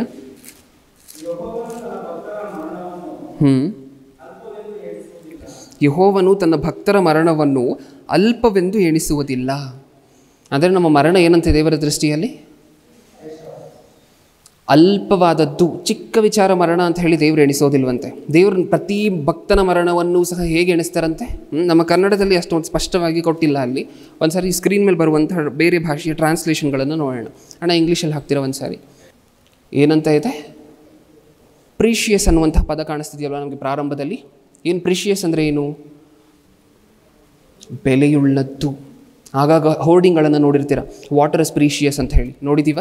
ಹಾಗಾದರೆ ನೀರು ಬೆಲೆಯುಳ್ಳದಲ್ವ ನಮ್ಮ ದೃಷ್ಟಿಯಲ್ಲಿ? ದೇವರು ಹೇಳ್ತಿದ್ದಾರೆ, ನಿಮ್ಮ ಮರಣ ಬೆಲೆಯುಳ್ಳದ್ದು ಮಕ್ಕಳ, ನಿಮ್ಮ ಮರಣ ಬೆಲೆಯುಳ್ಳದ್ದು. ತೆಲುಗುವಲ್ಲಿ ನೋಡೋಣ ಇದೇ ಟ್ರಾನ್ಸ್ಲೇಷನನ್ನು ಏನಂತ ಇದೆ, ತೆಲುಗುವಲ್ಲಿ ಏನಂತ ಇದೆ ಒಂದು ಸರಿ ಓದಿ ಪ್ರಿಯರು ಯಾರಾದರೂ. యెహోవా భక్తుల మరణము ఆయన దృష్టికి విలువగలది. ಬೆಲೆಯುಳ್ಳದ್ದು. ಮರಣ ಅಂತ ಹೇಳಿದ್ರೆ ದೇವರ ದೃಷ್ಟಿಯಲ್ಲಿ ಬೆಲೆಯುಳ್ಳದ್ದು. ನಮ್ಮ ಜನ್ಮಕ್ಕೆ ಒಂದು ಅರ್ಥ ಕೊಡುವಂತಹ ದಿನ ಯಾವುದಾದ್ರೂ ಇದೆ ನಮ್ಮ ಜೀವನದಲ್ಲಿ ಅಂತ ಹೇಳಿದರೆ ಯಾವುದು ಆ ದಿನ ಹೇಳಿ? ಮರಣ ದಿನ. ನಮ್ಮ ಜೀವನಕ್ಕೆ 60 ವರ್ಷಕ್ಕೊಂದು ಅರ್ಥ ಕೊಡುವಂತಹ ದಿನ ಯಾವುದಾದ್ರೂ ಇದೆ ಅಂತ ಹೇಳಿದರೆ ನಮ್ಮ ಜೀವನದಲ್ಲಿ ಯಾವುದಾ ದಿನ? ಮರಣ ದಿನ. ನಮ್ಮ ಮರಣ ದಿನ ನಿಜವಾಗ್ಲೂ ಒಂದು ವೇಳೆ ನಾವು ಭಕ್ತರಾಗಿದ್ದರೆ ಹೇಗಿರುತ್ತೆ? ಒಂದು ಸರಿ ಊಹೆ ಮಾಡ್ಕೊಂಡಿದ್ದೀವ? ನಮ್ಮ ಮರಣ ದಿನವನ್ನು ನಾವು ಯಾವತ್ತಾದರೂ ಊಹೆ ಮಾಡ್ಕೊಂಡಿದ್ದೀವ? ನಮ್ಮ ಮರಣದ ದಿನ ಹೇಗಿರುತ್ತೆ ವಾತಾವರಣ ಅಂತ ಹೇಳಿ. ಈ ಲೋಕದಲ್ಲಿರುವಂತಹದನ್ನು ಬಿಟ್ಬಿಡಿ ದಯವಿಟ್ಟು. ನಮ್ಮ ಮರಣದ ದಿನ ಜನ ಏನು ಮಾಡ್ತಾರೆ ಅಂತ ಹೇಳಿ ನಮ್ಮೆಲ್ಲರಿಗೂ ಗೊತ್ತು, ಹೌದಾ ಇಲ್ವಾ? ಮರಣ ಹೊಂದಿದ ತಕ್ಷಣ 1-2 ಫೋನ್ ಕಾಲ್ ಮಾಡ್ತಾರೆ, ಎಲ್ರಿಗೂ ಹೇಳ್ತಾರೆ. ಅದಾದಮೇಲೆ ಪೆಂಡಲ್ ಅವ್ರಿಗೆ ಫೋನ್ ಮಾಡ್ತಾರೆ. ಅದಾದಮೇಲೆ ನೆಕ್ಸ್ಟು ಅದು ಏನೇನು ಕಾರ್ಯಕ್ರಮಗಳು ನಡಿಬೇಕು ಅದಕ್ಕೆಲ್ಲ ಫೋನ್ ಮಾಡ್ತಾರೆ. ಸಮಾಧಿಯಲ್ಲಿ ಒಂದು ಸ್ಲಾಟ್ ಬುಕ್ ಮಾಡ್ತಾರೆ. ಅಷ್ಟೇ, ಮುಗಿಸಿ ಒಂದು 4 ದೊಡ್ಡ ಕಣ್ಣೀರು ಹಾಕ್ತಾರೆ. ನೆಕ್ಸ್ಟ್ ದಿನ ಮರ್ತು ಹೋಗ್ತಾರೆ. ನಾನು ಅದ್ರ ಬಗ್ಗೆ ಮಾತಾಡ್ತಿಲ್ಲ. ನಮ್ಮ ಮರಣ ದಿನ ನಮ್ಮ ಆತ್ಮಕ್ಕೆ ಸಿಕ್ಕುವಂತಹ ಸತ್ಕಾರವನ್ನು ಒಂದು ಸರಿ ಯೋಚನೆ ಮಾಡಿ ನೋಡಿ. ಗಮನ ಇಲ್ಲಿರಲಿ ಪೂರ್ತಿಯಾಗಿ. ನಮ್ಮ ಮರಣದ ದಿನ ನಮ್ಮ ಆತ್ಮಕ್ಕೆ ಸಿಕ್ಕುವಂತಹ ಸತ್ಕಾರವನ್ನು ಒಂದು ಸರಿ ಯೋಚನೆ ಮಾಡಿ ನೋಡಿ. ಏನು ಸತ್ಕಾರ ಸಿಕ್ಕುತ್ತೆ ನಮ್ಮ ಆತ್ಮಕ್ಕೆ? ಯಾರಾದರೂ ಹೇಳಿ. ನಮ್ಮ ಮರಣದ ದಿನ ನಮ್ಮ ಆತ್ಮಕ್ಕೆ ಯಾವ ಸತ್ಕಾರ ಸಿಕ್ಕುತ್ತೆ? ನೆನಪು ಬರ್ತಿಲ್ವಾ?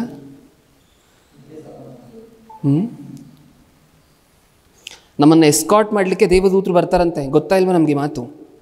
ನಮ್ಗೆ ವೆಲ್ಕಮ್ ಕೊಡಲಿಕ್ಕೆ ಯಾರು ಬರ್ತಾರಂತೆ ಗೊತ್ತಾ ನಮಗೆ ಮಾತು? ಲೂಕನು ಬರೆದ ಸುವಾರ್ತೆ 16ನೇ ಅಧ್ಯಾಯ 22ನೇ ವಚನ. ಲೂಕನು ಬರೆದ ಸುವಾರ್ತೆ 16ನೇ ಅಧ್ಯಾಯ 22ನೇ ವಚನ.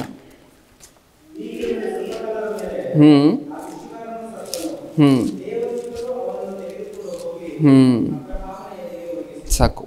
ಏನು ಓದ್ಕೊಂಡ್ವಿ? ಸ್ವಲ್ಪ ಕಾಲದ ಮೇಲೆ ಆ ಭಿಕ್ಷುಗಾರನು ಸತ್ತನು, ದೇವದೂತರು ಅವನನ್ನು ತೆಗೆದುಕೊಂಡು ಹೋಗಿ ಅಬ್ರಹಾಮನ ಎದೆಗೆ ಒರಗಿಸಿದನು. ಈ ವ್ಯಕ್ತಿಗೆ ಯಾವಾಗಾಯಿತು ಈ ಆಪರ್ಚುನಿಟಿ? ಯಾವಾಗ ಸಿಕ್ತು? ಭೂಮಿಯ ಮೇಲಿರೋವರೆಗೂ ಆ ಗಾಯಗಳಿಂದ ಬಾಧೆ ಪಟ್ಟಿರುವಂತಹದ್ದೇ. ಭೂಮಿಯ ಮೇಲಿರೋವರೆಗೂ ಅವರು ಹಾಕಿರುವಂತಹ ಟೇಬಲ್ ಮೇಲಿಂದ ಕೆಳಗಡೆ ಬಿದ್ದಿರುವಂಥ ಆಹಾರ ತಿಂದಿರುವಂತಹದ್ದೇ. ಯಾವಾಗ ಬಂತು ಈ ವ್ಯಕ್ತಿಗೆ ಸತ್ಕಾರ? ಯಾವಾಗ ಬಂತು? ಮರಣದ ದಿನ. ಈ ವ್ಯಕ್ತಿಗೆ ಭೂಮಿಯ ಮೇಲೆ ಮರಣ ಆಯಿತು. ತಕ್ಷಣ ದೇವದೂತರು ಎಸ್ಕಾಟ್ ಮಾಡ್ಲಿಕ್ಕೆ ಬರ್ತಿದ್ದಾರೆ. ಪ್ರೈಮ್ ಮಿನಿಸ್ಟರ್ ಬರ್ತಿದ್ದಾರೆ ಅಂತ ಹೇಳಿದ್ರೆ ನೀವು ನೋಡ್ತೀರಾ, ಹಿಂದೆ 20 ಕಾರು ಮುಂದೆ 20 ಕಾರು ನೋಡ್ತೀರಾ. ಅದನ್ನು ಎಸ್ಕಾಟ್ ಅಂತ ಹೇಳಿ ಕರಿತೀವಿ, ಕಾನ್ವೇ ಅಂತ ಹೇಳಿ ಕರಿತೀವಿ ಅದನ್ನು. ಪ್ರೈಮ್ ಮಿನಿಸ್ಟರ್ಗೆ ಇರುವಂತಹದ್ದೆಲ್ಲ ಸೌಲಭ್ಯಗಳು. ನಮಗೆ ಯಾವ ಸೌಲಭ್ಯ ಇದೆಯಂತೆ? ನಮಗೆ ಯಾವ ಸೌಲಭ್ಯ ಇದೆ ಹೇಳಿ? ಸತ್ತ ಕ್ಷಣ ಭಕ್ತರಾಗಿದ್ದರೆ, ಒಂದು ವೇಳೆ ಫೈನಲ್ ಎಕ್ಸಾಮಿನೇಷನಲ್ಲಿ ಚೆನ್ನಾಗಿ ಮಾಡಿ ರಿಸಲ್ಟ್ ಚೆನ್ನಾಗಿ ಬರೋ ಹಂಗಿದ್ರೆ ಹೆಂಗಿರುತ್ತೆ ನಮ್ಮ ಮರಣದ ದಿನ? ನಾವು ಜೀವನದುದ್ದಕ್ಕೂ ಯಾವತ್ತೂ ಅಷ್ಟು ಖುಷಿ ಪಟ್ಟಿರೋದಿಲ್ಲ. ಅಷ್ಟು ಖುಷಿಯಾಗುತ್ತೆ ಮರಣದ ದಿನ. ಯಾವಾಗಲೂ ಸಹ ನೀವು ಸತ್ಯವೇದದಲ್ಲಿ ನೋಡಿರ್ತೀರ. ದೂತರ ಬಗ್ಗೆ ಎಲ್ಲಿ ನೋಡಿರ್ತೀರಾ? ದೂತರನ್ನ ಯಾವತ್ತಾದರೂ ನೋಡಿದ್ದೀರಾ ಡೈರೆಕ್ಟಾಗಿ? ನೋಡಿದ್ದೀನಿ ಅನ್ನೋ ಕೈ ಎತ್ತಿ. ನೋಡಿಲ್ಲ ಅಲ್ವಾ? ಹಾಗಾದರೆ ಇದು ಒಬ್ಬ ದೇವದೂತನನ್ನಾದರೂ ನೋಡಬೇಕು ನಾವು ಅಂತ ಹೇಳಿ ನಮ್ಗೆ ಕನಸಿದ್ದರೆ ದೇವರನ್ನಂತೂ ಖಂಡಿತವಾಗ್ಲೂ ನೋಡ್ತೀವಿ. ಒಂದು ವೇಳೆ ಪರದೇಶಿಗೆ ಹೋದರೆ, ಅದಾದ ನಂತರ ಯೇಸು ಕ್ರಿಸ್ತರ 2ನೇ ಬರೋಣ ಆದ ನಂತರ ಪರಲೋಕಕ್ಕೆ ಹೋಗಿ ದೇವರನ್ನು ನೋಡ್ತೀವಿ. ಅದಕ್ಕಿಂತ ಮುಂಚೆ ಒಬ್ಬ ದೇವದೂತರನ್ನು ನಾನು ಕಣ್ಣಾರೆ ನೋಡಬೇಕು ಅಂತ ಹೇಳಿದರೆ ಕಣ್ಣಾರೆ ನೋಡಲಿಕ್ಕೆ ಅವಕಾಶ ಕೊಡುವಂತಹ ದಿನ ಯಾವುದು? ಮರಣದ ದಿನ. ದೇವದೂತರ ಶಕ್ತಿ ನಮಗೆ ಗೊತ್ತಲ್ವ? ನಾನು ಸುಮಾರು ಸಾರಿ ಹೇಳಿದ್ದೀನಿ, ಲಕ್ಷಾಂತರ ಜನರನ್ನು ಒಬ್ಬ ದೇವದೂತ ಸಂಹಾರ ಮಾಡಿ ಬಿಸಾಡ್ತಾನಂತೆ. ನಿಜನಾ? ಅಂಥ ದೇವದೂತರು ಬಂದು, ದೂತ ಅಲ್ಲ, ಒಬ್ಬ ದೂತ ಅಲ್ಲ, ಅಲ್ಲಿ ದೂತರು ಅಂತ ಬರ್ಸಿದ್ದಾರೆ. ದೇವದೂತರು ಬಂದು ನಮಗೆ ಸನ್ಮಾನ ಮಾಡ್ತಾರೆ, ನಮ್ಮನ್ನು ಕರ್ಕೊಂಡು ಹೋಗ್ತಾರಂತೆ. ಯಾರ ಎದೆಗೆ ಒರಗಿಸಿದ್ರಂತೆ ಇವರನ್ನು? ಅಬ್ರಹಾಮನ ಎದೆಗೆ. ಹಾಗಾದರೆ ಈಗ ಯೋಚನೆ ಮಾಡಿ ನೋಡಿ, ನಮ್ಮ ಮರಣದ ದಿನ ಏನೇನು ಆಗ್ತಿರ್ಬೋದು? ಭೂಮಿಯ ಮೇಲಿರುವಂತಹದ್ದು, ಭೂಮಿಯ ಮೇಲೆ ನಿಮ್ಮ ಮನೆಯವರು ಮಾಡ್ತಿರುವಂಥ ಕಾರ್ಯಕ್ರಮಗಳು, ಸಮಾಧಿ ಕಾರ್ಯಕ್ರಮ ಆಳ್ತಿರುವಂತಹದ್ದು, ಇದನ್ನೆಲ್ಲ ಪಕ್ಕಕ್ಕಿಟ್ಬಿಡಿ ಸ್ವಲ್ಪ ಹೊತ್ತು. ನಿಮ್ಮ ಆತ್ಮಕ್ಕೆ ಸಂಬಂಧಪಟ್ಟಂತೆ ನಿಮ್ಮ ಮರಣದ ದಿನ ಸನ್ಮಾನ ಹೇಗಿರುತ್ತೆ? ಹೇಗಿರುತ್ತೆ? ಮರಣ ಆಗಿದ ತಕ್ಷಣ ದೇವದೂತರು ಬಂದು ಪರದೇಶಿ ಕರ್ಕೊಂಡು ಹೋಗ್ತಾರೆ. ಆ ಪರದೇಶಿಯಲ್ಲಿ ಭಕ್ತರ ಜೊತೆ ಬಿಡ್ತಾರೆ ನಮ್ಮನ್ನು. ನಾವು ಯಾರ್ಯಾರ ಜೊತೆ ಮಾತಾಡ್ಬೋದು ಡೈರೆಕ್ಟಾಗಿ ಹೋಗಿ? ಅಬ್ರಹಾಮನ ಜೊತೆ, ಯೋಸೇಫನ ಜೊತೆ, ದಾವೀದನ ಜೊತೆ. ಹೌದಾ? ಇದು ಮರಣ ದಿನ ನಡೆಯುವಂಥ ಕಾರ್ಯಕ್ರಮಗಳು ಅಂದರೆ ಇದು. ಈಗ ಹೇಳಿ, ನಮ್ಮ ಮರಣ ದಿನ ಶ್ರೇಷ್ಠವಾಗಿರುವಂತಹದ್ದೇನಾ? ಖಚಿತವಾಗಿ. ಅದಕ್ಕೆ ದೇವರು ಪ್ರಪಂಚ ಈ ಸತ್ಯವನ್ನು ಹೇಳೋದಿಲ್ಲ, ಹೇಳೂ ಇಲ್ಲ. ಪ್ರಪಂಚ ಎಲ್ಲಿಗೆ ಬಂದು ನಿಂತ್ಕೊಳುತ್ತೆ ಅಂದರೆ ನಿಮ್ಮ ರಕ್ತ ಬೆಲೆಯುಳ್ಳದ್ದು, ನಿಮ್ಮ ಕಣ್ಣು ಬೆಲೆಯುಳ್ಳದ್ದು, ಅಷ್ಟೇ. ಆಮೇಲೆ ನೀರು ಬೆಲೆಯುಳ್ಳದ್ದು, ಇಷ್ಟು ಮಾತ್ರ ಬೆಲೆಯುಳ್ಳದ್ದು ಪ್ರಪಂಚದ ದೃಷ್ಟಿಯಲ್ಲಿ. ಯಾವತ್ತಿಗೂ ಸಹ ಒಂದು ಹೆಜ್ಜೆ ಮುಂದೆ ಬಂದು ಮರಣ ಬೆಲೆಯುಳ್ಳದ್ದು ಅಂತ ಹೇಳಿಲ್ಲ. ಅದಕ್ಕೆ ದೇವರು ಮಾತ್ರ ಹೇಳಬೇಕಾಗಿ ಬಂತು ಆ ಮಾತನ್ನು, ನಿಮ್ಮ ಮರಣ ಬೆಲೆಯುಳ್ಳದ್ದು. ನಮಗೂ ಬೆಲೆಯುಳ್ಳದ್ದು ನಮ್ಮ ಮರಣ. ಯಾಕೆ? ಅದು ರಿಸಲ್ಟ್ ಡೇ, ನಮಗೆ ಪ್ರತಿಫಲ ಕೊಡುವಂತಹ ದಿನ ಅದು. ದೇವರಿಗೂ ಬೆಲೆಯುಳ್ಳದ್ದು ನಮ್ಮ ಮರಣ. ಇಷ್ಟಕ್ಕೂ ದೇವರಿಗೆ ಹೆಂಗೆ ಬೆಲೆಯುಳ್ಳದ್ದು ನಮ್ಮ ಮರಣ? ನಾವು ಸತ್ತರೆ ದೇವರಿಗೆ ಹೇಗೆ ಬೆಲೆ ಕೊಡುತ್ತೆ ಹೇಳಿ ನಮ್ಮ ಮರಣ? ಯೋಚನೆ ಮಾಡಿ. ನಾವು ಮರಣ ಹೊಂದಿದ್ರೆ ನಮ್ಮ ಮರಣ ದೇವರಿಗೆ ಹೇಗೆ ಬೆಲೆ ಕೊಡುತ್ತೆ ಹೇಳಿ? ದೇವರಿಗೆ ಹೇಗೆ ಬೆಲೆ ಕೊಡುತ್ತೆ?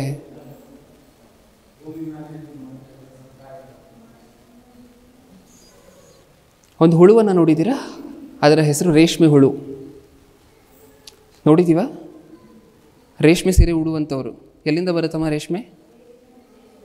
ರೇಷ್ಮೆ ಹುಳುವಿಂದನೇನಾ? ಓಕೆ. ಹೆಂಗೆ ತೆಗಿತೀವಿ ರೇಷ್ಮೆ ಹುಳುವನ್ನು? ರೇಷ್ಮೆ ಹುಳುವಿಂದ ರೇಷ್ಮೆಯನ್ನು ಹೇಗೆ ವಿಂಗಡಿಸ್ತೀವಿ? ಅದು ತನ್ನ ಬಾಗಿಲಿರುವಂತಹ ದ್ರವ ಪದಾರ್ಥದಿಂದ ತನ್ನ ಸುತ್ತ ಒಂದು ರೀತಿಯಾಗಿರುವಂಥ ಗೂಡು ಕಟ್ಟುತ್ತೆ. ನಿಜನಾ? ಅದಕ್ಕೆ ಮಲ್ಬೆರಿ ಲೀವ್ಸು ಅದು ಇದು ಎಲೆಗಳನ್ನೆಲ್ಲ ಕೊಟ್ಟು ಚೆನ್ನಾಗಿ ಪೋಷಿಸ್ತೀವಿ. ರೇಷ್ಮೆ ಕೊಡು ಇನ್ನೂ ಜಾಸ್ತಿ ಉತ್ಪನ್ನ ಮಾಡು, ಇನ್ನೂ ಜಾಸ್ತಿ ಮಾಡು ಅಂತ. ಅದು ಚೆನ್ನಾಗಿ ಬಂದಮೇಲೆ, ಚೆನ್ನಾಗಿ ಬೆಳೆದ್ಮೇಲೆ ಒಂದೇ ಸಾರಿ 1000 ಹುಳುಗಳನ್ನು ತೊಗೊಂಡೋಗಿ ಬಿಸಿನೀರಲ್ಲಿ ಹಾಕ್ಬಿಡುವಂತಹದ್ದು. ನಿಜನಾ ಇಲ್ವಾ? ಹಾಕ್ತೀವ? ಬಿಸಿನೀರಲ್ಲಿ ಹಾಕ್ತೇವೆ. ಓಕೆ, ಬಿಸಿನೀರಲ್ಲಿ ಹಾಕಿದ ನಂತರ ಹುಳುಗಳೆಲ್ಲ ಏನಾಗಬೇಕು? ಸತ್ತು ಹೋಗಬೇಕು. ಹುಳುಗಳೆಲ್ಲ ಸತ್ತು ಹೋಗಬೇಕು. ಈಗ ಯೋಚನೆ ಮಾಡಿ ನೋಡಿ, ಆ ರೇಷ್ಮೆ ಹುಳುವನ್ನು ಸಾಕಾಣಿಕೆ ಮಾಡಿರ್ತಾನಲ್ವ, ನಾರ್ಮಲ್ ಆಗಿ ಹಳ್ಳಿ ಕಡೆ ಜಾಗಗಳಿರುವಂಥವ್ರು, ಹೊಲಗಳಿರುವಂಥವ್ರು ಈ ಕೆಲಸವನ್ನು ಮಾಡ್ತಾರೆ. ರೈತರಲ್ಲಿ ಸ್ವಲ್ಪ ಜನ ಈ ಕೆಲಸವನ್ನು ಮಾಡ್ತಾರೆ. ವ್ಯವಸಾಯ ಒಂದು ಕಡೆ ಮಾಡಿಕೊಂಡು ಇನ್ನೊಂದು ಸ್ವಲ್ಪ ಜನ ಇದನ್ನು ಸಹ ಮಾಡ್ತಿರ್ತಾರೆ. ಸೆರಿಕಲ್ಚರ್ ಅಂತ ಹೇಳಿ ಕರಿತೀವಿ ಇದನ್ನು ಇಂಗ್ಲೀಷಲ್ಲಿ. ಸಿಲ್ಕ್ ವಾರ್ಮ್ ರೇರಿಂಗ್ ಅಂದರೆ ರೇಷ್ಮೆ ಹುಳುವನ್ನು ಸಾಕಾಣಿಕೆ ಮಾಡುವಂತಹದ್ದನ್ನು. ನೀವು ಬಿಸಿನೀರಲ್ಲಿ ಹಾಕಿದ ತಕ್ಷಣ ಹುಳುಗಳೆಲ್ಲ ಏನಾಗೋಯ್ತು? ಸತ್ತೋಯ್ತಾ? ಅವತ್ತು ಆ ರೇಷ್ಮೆ ಹುಳು ಸಾಕಾಣಿಕೆ ಮಾಡಿರುವಂಥವನ ಜೇಬಿಗೆ ಏನು ಬರುತ್ತೆ ಹೇಳಿ? ಬೆಲೆ ಬರುತ್ತೆ. ಅಷ್ಟು ರೇಷ್ಮೆ ಹುಳುಗಳನ್ನು ಹೋಗಿ ಸಾಯಿಸಿದ ಮೇಲೆ ಆ ರೇಷ್ಮೆ ಹುಳು ಸಾಕಾಣಿಕೆ ಅಂದರೆ ಇಷ್ಟು ದಿನ ಆ ರೇಷ್ಮೆ ಹುಳುಗಳನ್ನು ನೋಡ್ಕೊಂಡಿರುವಂಥವನಿಗೆ ಏನು ಬರುತ್ತೆ? ಒಂದು 2 ಲಕ್ಷ ರೂಪಾಯಿ, 3 ಲಕ್ಷ ರೂಪಾಯಿ ಲಾಭ ಬರುತ್ತೆ ಅವತ್ತು. ಒಂದು ಕಡೆ ಹುಳುಗಳು ಸತ್ತೋಯ್ತು, ಆ ರೇಷ್ಮೆ ಹುಳುಗಳು ಸಾಕಾಣಿಕೆ ಮಾಡಿರುವಂಥವನಿಗೆ ಏನು ಬಂತು? ಲಾಭ. ಇಲ್ಲಿ ಸಾವು, ಅಲ್ಲಿ ಲಾಭ, ಇಲ್ಲಿ ಸಾವು, ಅಲ್ಲಿ ಲಾಭ. ಈಗ ಇದನ್ನು ಯೋಚನೆ ಮಾಡ್ಕೊಂಡು ಹೇಳಿ ನನಗೆ, ನಾವು ಮರಣ ಹೊಂದಿದ್ರೆ ದೇವ್ರಿಗೆ ಹೇಗೆ ಲಾಭ ಬರುತ್ತೆ? ಬದುಕಿರಬೇಕಾದ್ರೆ ಅಂತೂ ದೇವ್ರಿಗೆ ಲಾಭ ಇರುತ್ತೆ. ಯಾಕೆಂದರೆ ನೀವು ಇನ್ನೊಬ್ರಿಗೆ ಸುವಾರ್ತೆ ಹೇಳ್ತಿರ್ತೀರಾ, ನೀವು ಇನ್ನೊಬ್ರಿಗೆ ದೇವ್ರ ಬಗ್ಗೆ ತಿಳಿಸ್ತಿರ್ತೀರಾ, ಲಿಂಕನ್ನು ಶೇರ್ ಮಾಡ್ತಿರ್ತೀರಾ, ಸುವಾರ್ತೆ ತಿಳಿಸ್ತಿರ್ತೀರಾ. ನಿಮ್ಮಿಂದ ಬದುಕಿರುವಾಗ ಲಾಭ ಇದೆ ದೇವರಿಗೆ. ನಿಮ್ಮಿಂದ ಮರಣದಲ್ಲೂ ಲಾಭ ಇದೆಯಂತೆ ದೇವರಿಗೆ. ನಿಮ್ಮಿಂದ ಮರಣದಿಂದಲೂ ಲಾಭ ಇದೆಯಂತೆ ದೇವರಿಗೆ. ಒಂದು, ತನ್ನ ಮಕ್ಕಳು ತನ್ನ ಹತ್ರ ಬರುವಂತಹ ದಿನ ಅಲ್ವಾ ಮರಣ ದಿನ ಅಂತ ಹೇಳಿದ್ರೆ, ಅಂದರೆ ತನ್ನ ಮಕ್ಕಳು ಸೇಫ್ ಆಗುವಂತಹ ದಿನ ಅಲ್ವಾ? ಹೌದಲ್ವಾ? ಇದು ಒಂದು ಆ್ಯಂಗಲ್. ಓಕೆ, ಇನ್ನೊಂದು ಆ್ಯಂಗಲಲ್ಲಿ ನೋಡಿ ಯೋಚನೆ ಮಾಡಿ, ನಮ್ಮ ಮರಣದಿಂದ ದೇವ್ರಿಗೆ ಹೇಗೆ ಲಾಭ ಬರುತ್ತೆ? ಯೇಸುಕ್ರಿಸ್ತರ ಉದಾಹರಣೆಯನ್ನು ತೊಗೊಂಡು ಯೋಚನೆ ಮಾಡಿ ನೋಡೋಣ. ಯೇಸುಕ್ರಿಸ್ತರ ಉದಾಹರಣೆ. ಬದುಕಿದ್ದಾಗ ಎಷ್ಟು ಜನ ಇದ್ರು ಪ್ರಿಯರೇ ಯೇಸುಕ್ರಿಸ್ತರ ಹಿಂದೆ? ಯೇಸುಕ್ರಿಸ್ತರು ಜೀವಂತವಾಗಿ ಲೋಕದಲ್ಲಿದ್ದಾಗ, ಅಂದರೆ ಶರೀರ ಧರಿಸ್ಕೊಂಡಿದ್ದಾಗ ಎಷ್ಟು ಜನ ಇದ್ರು ಯೇಸುಕ್ರಿಸ್ತರ ಹಿಂದೆ? 12 ಜನ. ಇನ್ನು ಆಗಾಗ ಬಂದು ಹೋಗ್ತಿರುವಂಥವ್ರು ನಮ್ಮ ಥರದವರು ಎಲ್ಲ ಸೇರಿಕೊಂಡ್ರೆ ಒಂದು 150ರಿಂದ 200 ಜನ. ನಿಜನಾ? ಅಷ್ಟೇ. ಇವತ್ತು ಎಷ್ಟು ಜನ ಇದ್ದಾರೆ ಪ್ರಪಂಚದಲ್ಲಿ ಹೇಳಿ ಒಂದು ಸಾರಿ? ಎಷ್ಟು ಜನ ಇದ್ದಾರೆ? 400 ಕೋಟಿ ಜನ. ಯಾವುದನ್ನು ನಂಬಿದ್ದೀವಿ ಹೇಳಿ? ಯೇಸುಕ್ರಿಸ್ತರು ನಮಗೋಸ್ಕರ ಪ್ರಾಣ ಕೊಟ್ಟರು ಅಂದರೆ ಯೇಸುಕ್ರಿಸ್ತರ ಮರಣವನ್ನು ನಂಬಿ ಎಷ್ಟು ಜನ ರಕ್ಷಣೆ ಮಾರ್ಗದಲ್ಲಿ ಬಂದಿದ್ದೀವಿ? 400 ಕೋಟಿ ಜನ. ಈಗ ಹೇಳಿ, ಯೇಸುಕ್ರಿಸ್ತರ ಮರಣ ದೇವರ ದೃಷ್ಟಿಯಲ್ಲಿ ಏನು? ಬೆಲೆಯುಳ್ಳದ್ದು. ಯೇಸುಕ್ರಿಸ್ತರು ಒಂದು ವೇಳೆ ಮರಣನೇ ಹೊಂದಿಲ್ಲ ಅಂತ ಅಂದ್ಕೊಳ್ಳಿ, ಯೇಸುಕ್ರಿಸ್ತರು ನಮಗೋಸ್ಕರ ರಕ್ತನೇ ಕೊಟ್ಟಿಲ್ಲ ಅಂತ ಅಂದ್ಕೊಳ್ಳಿ, ಎಷ್ಟು ಜನ ಇರ್ತಿದ್ರು ಯೇಸುಕ್ರಿಸ್ತರ ಹಿಂದೆ ಇವಾಗಲೂ? ಒಂದು 5,000 6,000 ಜನ ಅಷ್ಟೇ. ನಾವೆಲ್ಲರೂ ಯೇಸುಕ್ರಿಸ್ತರ ಮರಣವನ್ನು ನಂಬಿ ಬಂದಿರುವಂಥವರೇ. ನಿಜನಾ? ಯೇಸುಕ್ರಿಸ್ತರು ನಮಗೋಸ್ಕರ ಶಿಲುಬೆಯಲ್ಲಿ ಪ್ರಾಣ ಕೊಟ್ಟರು ಅಂತ ನಂಬಿ ಬಂದಿರುವಂಥವರೇ. ಹೌದಾ? ಹಾಗಾದರೆ ಈಗ ಹೇಳಿ, ಯೇಸುಕ್ರಿಸ್ತರ ಮರಣ ದೇವರ ದೃಷ್ಟಿಗೆ ಬೆಲೆಯುಳ್ಳದ್ದು. ಯೇಸುಕ್ರಿಸ್ತರು ಬದುಕಿದ್ದಾಗೂ ಬೆಲೆಯುಳ್ಳದ್ದು ದೇವರಿಗೆ, ಯೇಸುಕ್ರಿಸ್ತರ ಮರಣವೂ ಬೆಲೆಯುಳ್ಳದ್ದು. ಆನೆ ನನಗೆ ಗೊತ್ತಿಲ್ಲ, ಮುಂದೆ ನೀವೇ ಹೇಳಬೇಕು ದಯವಿಟ್ಟು. ಆನೆ ಸತ್ರು ಲಾಭ ಇದ್ರೂ ಲಾಭ ಅಂತ ಯಾರೋ ಹೇಳಿದ್ರು, ಅದೇ ಸರಿನೇನೋ ಗೊತ್ತಿಲ್ಲ. ಓಕೆ, ಆನೆ ಇದ್ರೂ ಲಾಭನೇ, ಸತ್ರು ಲಾಭನೇ. ದೇವರಿಗೂ ಹಿಂಗಿರಬೇಕು. ನಾವು ಭಕ್ತರಾಗಿರುವಂಥವ್ರು ನಾವು ಇದ್ದೀವಿ ದೇವರಲ್ಲಿ ಅಂತ ಹೇಳಿದರೆ ಹೇಗಿರಬೇಕು? ನಾವಿದ್ದರೆ ಇನ್ನೊಂದಷ್ಟು ಜನರನ್ನು ರಕ್ಷಣೆ ಮಾರ್ಗದಲ್ಲಿ ಕರ್ಕೊಂಬರ್ತೀವಿ. ಸತ್ರೂ ಇನ್ನೊಂದಷ್ಟು ಜನರ ವಿಶ್ವಾಸವನ್ನು ಬಲಪಡಿಸ್ತೀವಿ. ಇಷ್ಟಕ್ಕೂ ನಾವು ಸತ್ರ ವಿಶ್ವಾಸ ಹೇಗೆ ಬಲಪಡುತ್ತೆ? ಒಬ್ಬ ನೀತಿವಂತನ ಮರಣ ಆಯಿತು ಅಂತ ಅಂದ್ಕೊಳ್ಳಿ ಪ್ರಿಯರೇ, ಒಬ್ಬ ನೀತಿವಂತನ ಮರಣ ಆಯಿತು ಅಂತ ಅಂದ್ಕೊಳ್ಳಿ. ಉಳಿದಂಥವರೆಲ್ಲ ಏನು ಮಾಡ್ತಾರೆ ಹೇಳಿ? ಉಳಿದಂಥವರೆಲ್ಲ ಏನು ಮಾಡ್ತಾರೆ? ಬೇಡ, ನನ್ನ ಮರಣ ಆಯಿತು ಅಂತ ಅಂದ್ಕೊಳ್ಳಿ. ಈಗ ನಾರ್ಮಲಾಗಿ ಏನಿರುತ್ತೆ, ಹಾರ್ಟ್ ಅಟ್ಯಾಕು ಅದು ಇದೆಲ್ಲ 50 years 60 years ಆದಮೇಲೆ ಬರುತ್ತೆ ಅನ್ನುವಂಥ ಮಿಸ್ಕನ್ಸೆಪ್ಷನ್ ಇರುತ್ತೆ ಜನರಿಗೆ. ಈಗ ಸಂಘದಲ್ಲಿರುವಂಥವರೆಲ್ಲ ಏನು ಮಾಡ್ತಾರೆ? ಹಾರ್ಟ್ ಅಟ್ಯಾಕ್ 60 ವರ್ಷಕ್ಕೆ 50 ವರ್ಷಕ್ಕೆಲ್ಲ ಬರೋದಿಲ್ಲ, ಇನ್ನೂ ಬೇಗನೆ ಬರ್ಬೋದು. ಇನ್ನು ಬೇರೆ ಬೇರೆ ಡಿಸೈನ್ ಆಗಿರುವಂಥ ರೋಗಗಳು ಬೇಕಾದರೂ ಬಂದು ಯಾವ ವಯಸ್ಸಿಗೆ ಆ ವಯಸ್ಸಿಗೆ ಹೋಗ್ಬೋದು. ಅಷ್ಟರಲ್ಲಿ ನಾವು ಏನು ಮಾಡಬೇಕು? ದೇವರಲ್ಲಿ ಬಲ ಹೊಂದಬೇಕು. ಈಗ ಯೋಚನೆ ಮಾಡಿ ನೋಡಿ, ನನ್ನ ಮರಣ ಉಳಿದ ಸಂಘದಲ್ಲಿರುವಂಥವ್ರಿಗೆಲ್ಲ ಏನು ಕಲಿಸುತ್ತೆ? ಹೌದಾ? ಎಚ್ಚರಿಕೆ ಹೊಂದುತ್ತಾರೆ ಸಂಘದಲ್ಲಿರುವಂಥವರೆಲ್ಲ. ನಿಜ. ಈ ಥರ ಇರಬೇಕಂತೆ ನಾವು, ಯೇಸುಕ್ರಿಸ್ತರ ಥರ. ಅವರ ಮರಣ ಉಳಿದಂಥವ್ರಿಗೆಲ್ಲ ಹೇಗೆ ಬಲ ತುಂಬ್ತೋ, ವಿಶ್ವಾಸದಲ್ಲಿ ಗಟ್ಟಿಗೊಳಿಸ್ತೋ, ಆ ರೀತಿ ಇರಬೇಕಂತೆ ನಮ್ಮ ಮರಣವೂ ಸಹ. ನಮ್ಮ ಮರಣ ನಮಗೂ ಬೆಲೆಯುಳ್ಳದ್ದು. ನಮಗೆ ಸಿಕ್ಕುವಂಥ ಸತ್ಕಾರದ ಬಗ್ಗೆ ನಾನು ಈಗ ತಾನೇ ಹೇಳಿದ್ನಲ್ವ? ನಮಗೆ ಸಿಕ್ಕುವಂಥ ಸತ್ಕಾರದ ಬಗ್ಗೆ ಹೇಳಿದ್ನಲ್ವ, ದೇವದೂತರು ಬರುವಂತಹದ್ದು, ಭಕ್ತರ ಜೊತೆ ಮಾತಾಡುವಂತಹದ್ದು. ಹಸಿವಿಲ್ಲ ಇನ್ನು, ಯಾವತ್ತು ಮಧ್ಯಾಹ್ನ ಅಡುಗೆ ಏನು ಮಾಡಬೇಕು, ರಾತ್ರಿ ಅಡುಗೆ ಏನು ಮಾಡಬೇಕು, ರಾತ್ರಿ ಊಟ ಏನು ಮಾಡಬೇಕು ಇಲ್ಲ, ನಿದ್ರೆ ಇಲ್ಲ, ಸುಸ್ತಾಗುವಂತಹದ್ದಿಲ್ಲ, ಮುಗೀತಲ್ವ. ನಮಗೆ ಈ ಪೂರ್ತಿ ನಮ್ಮ ದೇಹದಲ್ಲಿರುವಂತಹ ಪ್ರತಿಯೊಂದೊಂದು ಕೊರತೆಗಳಿಗೂ ಅಲ್ಲಿಗೆ ಫುಲ್ ಸ್ಟಾಪ್ ಅಲ್ವಾ. ಇದು ನಮಗಾಗುವಂತಹ ಲಾಭ, ನಮ್ಮ ಮರಣ ನಮಗೆ ಲಾಭದಾಯಕವಾಗಿರುವಂತಹದ್ದು. ಇನ್ನು ದೇವರಿಗೂ ನಮ್ಮ ಮರಣ ಲಾಭ ಆಗಬೇಕಾ? ಹಾಗಾದರೆ ಯೇಸು ಕ್ರಿಸ್ತರ ಹತ್ರ ಜೀವನ ನಡೆಸಬೇಕು. ನಾನು ಆಗಲೇ ಹೇಳಿದೆ, ಒಬ್ಬ ಯವ್ವನಸ್ಥನು ಅಥವಾ ಮಧ್ಯ ವಯಸ್ಸಿನಲ್ಲಿರುವಂತಹ ಒಬ್ಬನು ಸಂಘದಲ್ಲಿ ತೀರಿ ಹೋದರೆ ಏನಾಗುತ್ತೆ, ಸಂಘದಲ್ಲಿರುವಂಥ ಉಳಿದಂಥವರೆಲ್ಲ ಏನು ಮಾಡ್ತಾರೆ ಅದನ್ನು ನೋಡಿ, ಯವ್ವನಸ್ಥನೇ ತೀರಿ ಹೊರಟೋದ, ಮಧ್ಯ ವಯಸ್ಕನಿರುವಂಥ 30-40 ವರ್ಷ ಆಗಿರುವಂಥ ವ್ಯಕ್ತಿನೇ ತೀರಿ ಹೊರಟೋದ, ನಾವು ಕೊನೆಯಲ್ಲಿ ಯಾವಾಗಲೂ ಮಾರ್ಪಾಡೋಣ ಅಂತ ಹೇಳಿದ್ರೆ ಆಗೋದಿಲ್ಲ, ಇವತ್ತೇ ಮಾರ್ಪಾಡೋಣ ದಯವಿಟ್ಟು ಅಂತ ಹೇಳಿ ಉಳಿದಂಥವರೆಲ್ಲ ನಿದ್ರೆಯಿಂದ ಎಚ್ಚೆತ್ಕೊಳ್ತಾರೆ. ನಿಜನಾ? ಸತ್ಯವೇದದಲ್ಲಿ ಒಬ್ಬ ವ್ಯಕ್ತಿಯನ್ನು ನೀವು ನೋಡಬಹುದು. ಯಾರು ಈ ವ್ಯಕ್ತಿ? ಸಂಸೋನನು. ಹೌದಾ? ಓಕೆ, ಸಂಸೋನನನ್ನು ಏನಕ್ಕೋಸ್ಕರ ಹುಟ್ಟಿಸ್ತಾರೆ ಪ್ರಿಯ ದೇವರು?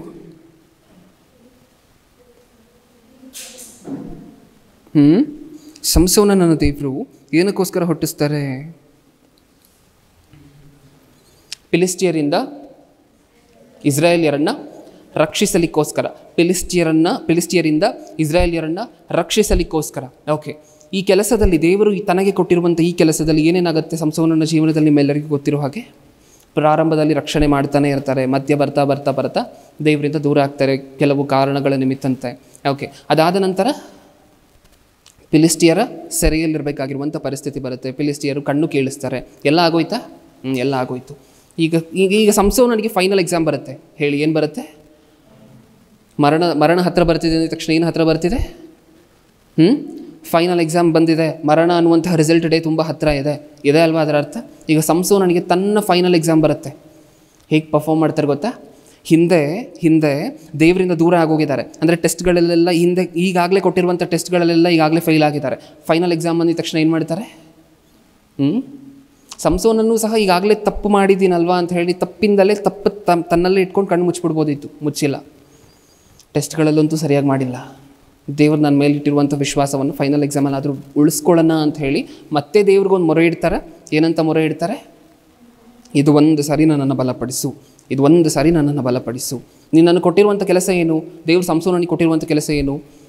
ಫಿಲಿಸ್ಟಿಯರ ಸಂಹಾರ. ಹೌದಾ ಇಲ್ವಾ? ಫಿಲಿಸ್ಟಿಯರ ಸಂಹಾರ, ಫಿಲಿಸ್ಟಿಯರಿಂದ ಇಸ್ರಾಯೇಲ್ಯರನ್ನು ರಕ್ಷಿಸಬೇಕು. ಇದೇ ಅಲ್ವಾ ಸಂಸೋನನಿಗೆ ದೇವ್ರು ಕೊಟ್ಟಿರುವಂಥ ಕೆಲಸ? ಇದನ್ನು ಫೈನಲ್ ಎಕ್ಸಾಮಲ್ಲಿ ಹೆಂಗಾದರೂ ಮಾಡಿ ಪಾಸ್ ಮಾಡಬೇಕು ಅನ್ನುವಂಥ ಉದ್ದೇಶದಿಂದ, ಅಂದರೆ ನಮ್ಗೆ ಅರ್ಥ ಆಗುವಂಥ ಭಾಷೆಯಲ್ಲಿ ಹೇಳ್ತಿದ್ದೇನೆ. ಹೇಗಾದರೂ ಮಾಡಿ ಮರಣದ ಮುಂಚೆ ಆ ಸಮಯದಲ್ಲಾದರೂ ನನ್ನನ್ನು ನಾನು ಸರಿಪಡಿಸ್ಕೋಬೇಕು ಅಂತ ಸರಿಪಡಿಸ್ಕೊಳ್ತಾರೆ. ಆ ರಿಸಲ್ಟ್ ಡೇಯಲ್ಲಿ ನೀತಿವಂತನು ಅಂತ ಹೇಳಿ ಸಂಸೋನನು ತೀರ್ಪು ಹೊಂದುತ್ತಾರೆ. ಅಲ್ಲೊಂದು ಪದ ಬರ್ಸಿದ್ದಾರೆ ಕೊನೆಯಲ್ಲಿ, ಸಂಸೋನನ ಮರಣ ಆಗಿದ ತಕ್ಷಣ ಅಲ್ಲೊಂದು ಪದ ಬರ್ಸಿದ್ದಾರೆ, 2 ಸಾಲುಗಳು ಬರ್ಸಿದಾರಲ್ವ. ಏನಂತ ಬರ್ಸಿದ್ದಾರೆ? ಸಂಸೋನನು ಬದುಕಿರುವಾಗ ಕೊಂದದ್ದಕ್ಕಿಂತ ನ್ಯಾಯಸ್ಥಾಪಕರ ಗ್ರಂಥ 16ನೇ ಅಧ್ಯಾಯ 30ನೇ ವಚನ. ನ್ಯಾಯಸ್ಥಾಪಕರ ಗ್ರಂಥ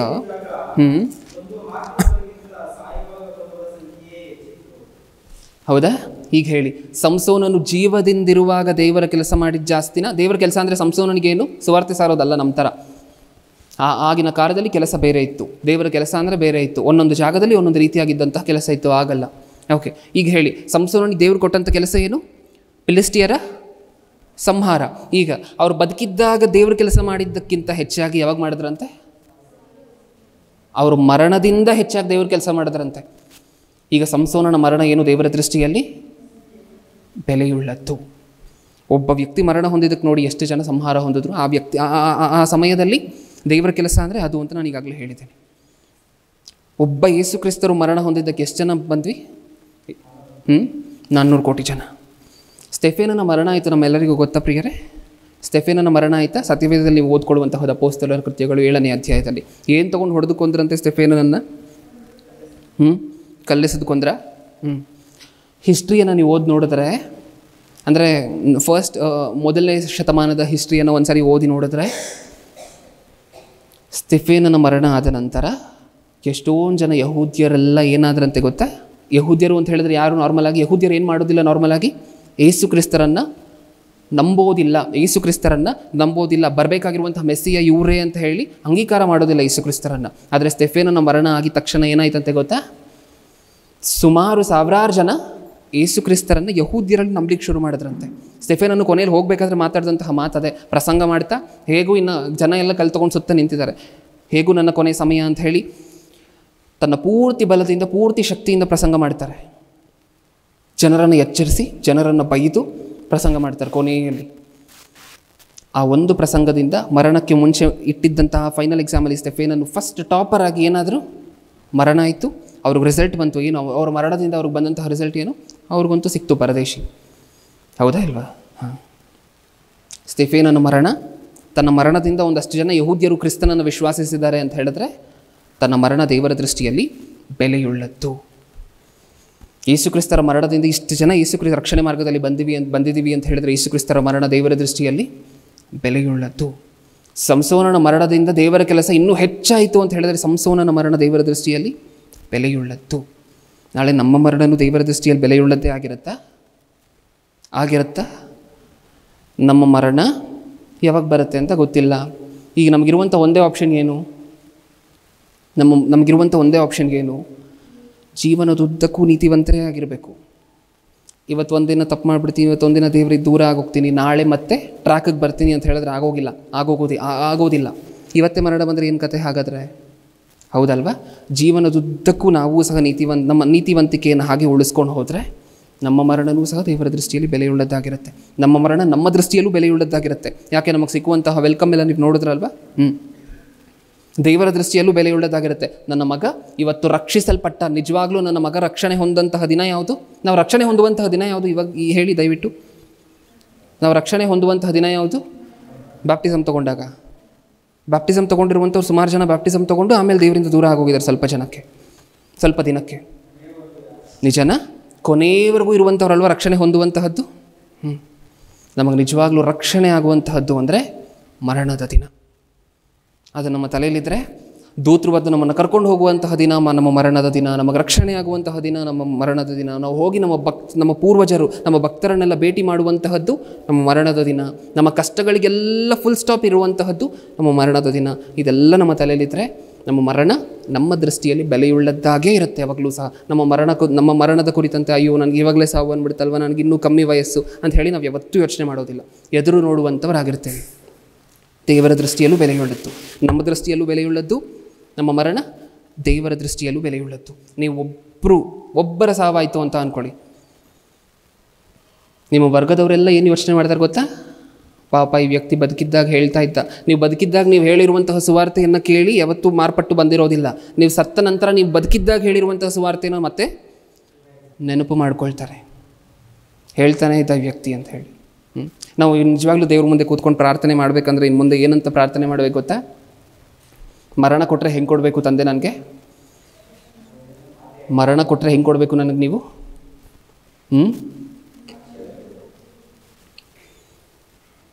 ಪಾಪ ಮಾಡ್ತಿದ್ದಾಗ ಮರಣ ಕೊಡಬೇಕಾ? ಯಾವಾಗ ಮರಣ ಕೊಡಬೇಕು? ದೇವ್ರ ಕೈಯಲ್ಲಿದೆ, ಆಪ್ಷನ್ ದೇವ್ರ ಕೈಯಲ್ಲಿದೆ. ನಮಗೆ ಮರಣ ಯಾವಾಗ ಕೊಡಬೇಕು ಅನ್ನುವಂತಹ ಆಪ್ಷನ್ ದೇವ್ರ ಕೈಯಲ್ಲಿದೆ. ನಮ್ಮ ಪ್ರಾರ್ಥನೆಗಳಲ್ಲಿ ನಾವು ಇಡಬೇಕಾಗಿರುವಂಥ ಬೇಡಿಕೆಗಳಿವೆ. ಯಾವಾಗ ಬರಬೇಕು ತಂದೆ ನನಗೆ ಮರಣ? ಒಂದು ಪ್ರಸಂಗ ಕೇಳ್ತಾ ಇರಬೇಕು ಕೂತ್ಕೊಂಡು, ಕಣ್ಣಲ್ಲಿ ನೀರು ಹಾಕ್ತಾ ಇರಬೇಕು. ನನ್ನ ತಪ್ಪಾಯಿತು ಅಂತ ಹೇಳಿ ಕಣ್ಣಲ್ಲಿ ನೀರು ಹಾಕ್ತಾ ಇರಬೇಕು ಪ್ರಸಂಗ ಕೇಳಿಕೊಂಡು. ಆವಾಗ ಸರಿಯಾಗಿ ನನ್ನ ಮರಣ ಬರಬೇಕು. ಖಚಿತವಾಗಿ ಎಲ್ಲಿಗೆ ಹೋಗ್ತೀವಾಗ ಮರಣ ಬಂದರೆ? ನಿಜನ? ನಮ್ಮ ಪ್ರಾರ್ಥನೆಗಳಲ್ಲಿ ಯಾವ ಥರ ಇರುತ್ತೆ? ಈ ಥರ ಯಾವತ್ತಾದರೂ ಮಾಡಿದ್ದೀವ ದೇವ್ರ ಮುಂದೆ ಕೂತ್ಕೊಂಡು ಪ್ರಾರ್ಥನೆಯನ್ನು? ದೇವರ ಕೆಲಸದಲ್ಲಿರಬೇಕು, ಪ್ರಸಂಗ ಮಾಡ್ತಾ ಇರಬೇಕು ಸ್ಟೇಜ್ ಮೇಲೆ ನಿಂತ್ಕೊಂಡು. ಎಷ್ಟು ಜನ ಭಾಷಣ ಕೊಡ್ತಾ ಹಾಗೆ ಕೆಳಗಡೆ ಬಿದ್ದು APJ ಅಬ್ದುಲ್ ಕಲಾಂ ಗೊತ್ತಲ್ವ ನಮಗೆ, ಹೇಗೆ ಮರಣ ಹೊಂದಿದ್ರು ಅವರು? ಒಂದು ಯೂನಿವರ್ಸಿಟಿಲೋ ಒಂದು ಕಾಲೇಜಲ್ಲೂ ಭಾಷಣ ಕೊಡ್ತಿರ್ಬೇಕಾದ್ರೆ ಸ್ಟೇಜ್ ಮೇಲೆ, ಅಂದರೆ ನಾರ್ಮಲಾಗಿ ಎಜುಕೇಷನ್ಗೆ ಸಂಬಂಧಪಟ್ಟಂತೆ ಭಾಷಣ ಕೊಡ್ತಿರ್ಬೇಕಾದ್ರೆ ಸ್ಟೇಜ್ ಮೇಲೆ ಕುಸಿದು ಬಿದ್ದು ಮರಣ ಹೊಂದುತ್ತಾರೆ. ಪ್ರತಿ ಪ್ರಸಂಗಿಕರಿಗೂ ಇರಬೇಕಾಗಿರುವಂತಹ ಗೋಲ್ ಏನು? ಪ್ರಸಂಗ ಮಾಡ್ತಾ ನಿಮ್ಮ ಬಗ್ಗೆ ಅತ್ಯಂತ ಹೆಚ್ಚಾಗಿ ಪ್ರಸಂಗ ಮಾಡ್ತಿರಬೇಕು. ಆ ಸಮಯದಲ್ಲಿ ನನ್ನ ಮರಣ ಬರಬೇಕು. ನಾವು ಮನೆಗಳಲ್ಲಿದ್ದೀವಿ, ಪ್ರಸಂಗ ಸ್ಟೇಜ್ ಮೇಲೆ ನಿಂತು ಮಾಡ್ತಿಲ್ಲ ಅಂತ ಹೇಳಿದ್ರೆ ನಮಗಿರಬೇಕಾಗಿರುವಂಥ ಗೋಲ್ ಏನು? ಯೂಟ್ಯೂಬಲ್ಲೋ ಎಲ್ಲಾದರೂ ಒಂದು ಕಡೆ ಪ್ರಸಂಗ ಕೇಳ್ತಿರ್ಬೇಕು, ಇಲ್ಲ ಇನ್ನೊಬ್ಬರ ಹತ್ರ ದೇವ್ರ ಬಗ್ಗೆ ಮಾತಾಡ್ತಿರ್ಬೇಕು, ದೇವರ ಸಹವಾಸದಲ್ಲಿರಬೇಕು. ಆ ಸಮಯದಲ್ಲೇ ನನ್ನ ಮರಣ ಬರಬೇಕು. ಇದು ನಾವು ಮಾಡಬೇಕಾಗಿರುವಂಥ ಪ್ರಾರ್ಥನೆ. ಮಾಡ್ತೀವ? ಇನ್ನು ಮುಂದೆ ಮಾಡ್ತೀವ? ಯಾವಾಗ ಮರಣ ಬರುತ್ತೋ ಗೊತ್ತಿಲ್ಲ ಪ್ರಿಯರೇ. ಮರಣದ ಶ್ರೇಷ್ಠತೆ ಅನ್ನುವಂಥ ಟೈಟಲ್ ಇಟ್ಟು ಆಲೋಚನೆ ಮಾಡಿದ್ದೆ. ಅದಕ್ಕೆ ನಾವಿಲ್ಲಿ ಇರುವಂಥವರೆಲ್ಲ ವಂದನೆಗಳು ಬಾಯ್ ಬ್ರದರ್ ಅಂತ ಹೇಳಿ ಹೊರಟೋಗ್ತೀವಿ 1:30-2 ಗಂಟೆಗೆ ಊಟ ಮಾಡಿಕೊಂಡು. ನೆಕ್ಸ್ಟ್ ವಾರ ಕಾಣಿಸ್ಕೊಳ್ತೀವ? ಗ್ಯಾರಂಟಿ ಇದೆಯಾ? ಇಲ್ಲ. ಅದಕ್ಕೋಸ್ಕರ ನಮ್ಮ ಮರಣ ಯಾವಾಗಲೂ ನಮ್ಮ ಕಣ್ಮುಂದೆ ಇರಬೇಕು. ನಮ್ಮ ಮರಣ ಯಾವಾಗಲೂ ನಮ್ಮ ಕಣ್ಮುಂದೆ ಇರಬೇಕು. ಫಿಲ್ಮ್ ಡೈಲಾಗ್ಗಳ ಬಗ್ಗೆ ನಾನು ಹೇಳ್ತಿಲ್ಲ. ನನ್ನ ಸಾಯೋ ಟೈಮಲ್ಲಿ ನನ್ನ ಕೈ ನನ್ನ ಮೀಸೆ ಮೇಲೆ ಇರಬೇಕು, ಅದೆಲ್ಲ ಫಿಲ್ಮ್ ಡೈಲಾಗ್ಗಳು, ಕೆಲಸಕ್ಕೆ ಬರದೇ ಇರುವಂಥವುಗಳು. ನಾನು ಅದರ ಬಗ್ಗೆ ಮಾತಾಡ್ತಿಲ್ಲ. ಕ್ರೈಸ್ತರಾಗಿ ನಮ್ಮ ಮರಣ ಹೇಗಿರಬೇಕು? ನಮಗೆ ನಮ್ಮ ಕಣ್ಮುಂದೆ ಇರಬೇಕು. ಸದಾಕಾಲ ನಮ್ಮ ಮರಣದ ಕುರಿತಂತೆ ನಾವು ಕನಸು ಕಾಣ್ತಿರಬೇಕು. ನಮ್ಮ ಮರಣದ ಕುರಿತಂತೆ ನಮ್ಮ ಕನಸನ್ನು ಕಂಡ್ರೆ ಮಾತ್ರನೇ ನಾವು ಯಾವಾಗಲೂ ನಮ್ಮನ್ನು ರೆಡಿ ಇಟ್ಕೊಂಡಿರ್ತೀವಿ. ಪ್ಯಾಕ್ ಮಾಡಿ, ತಂದೆ ನೀವು ಯಾವಾಗ ಕರೆದ್ರು ರೆಡಿ, ಸೂಟ್ ಕೇಸ್ ಪ್ಯಾಕ್ ಆಗಿದೆ ನೋಡಿಲಿ ಅಂತ ಹೇಳಿ ರೆಡಿ ಇಟ್ಕೊಂಡಿರ್ತೀವಿ. ಇಲ್ಲದೆ ಹೋದರೆ ಯಾವಾಗಲೂ ಮುಂದೆ ಒಂದು ದಿನ ಮಾರ್ಪಾಡೋಣ ಆಗುತ್ತೆ, ನಿಧಾನವಾಗಿ ಮಾರ್ಪಾಡೋಣ, ಬಿಡಿ ಬ್ರದರ್ ಏನು ಅರ್ಜೆಂಟು ಅಂತ ಎಲ್ಲ ಅಂದ್ಕೊಂಡಿದ್ರೆ. ದೀಕ್ಷಾ ಸ್ನಾನ ತೊಗೊಳ್ಳುವಂಥವರು ಅಷ್ಟೇ.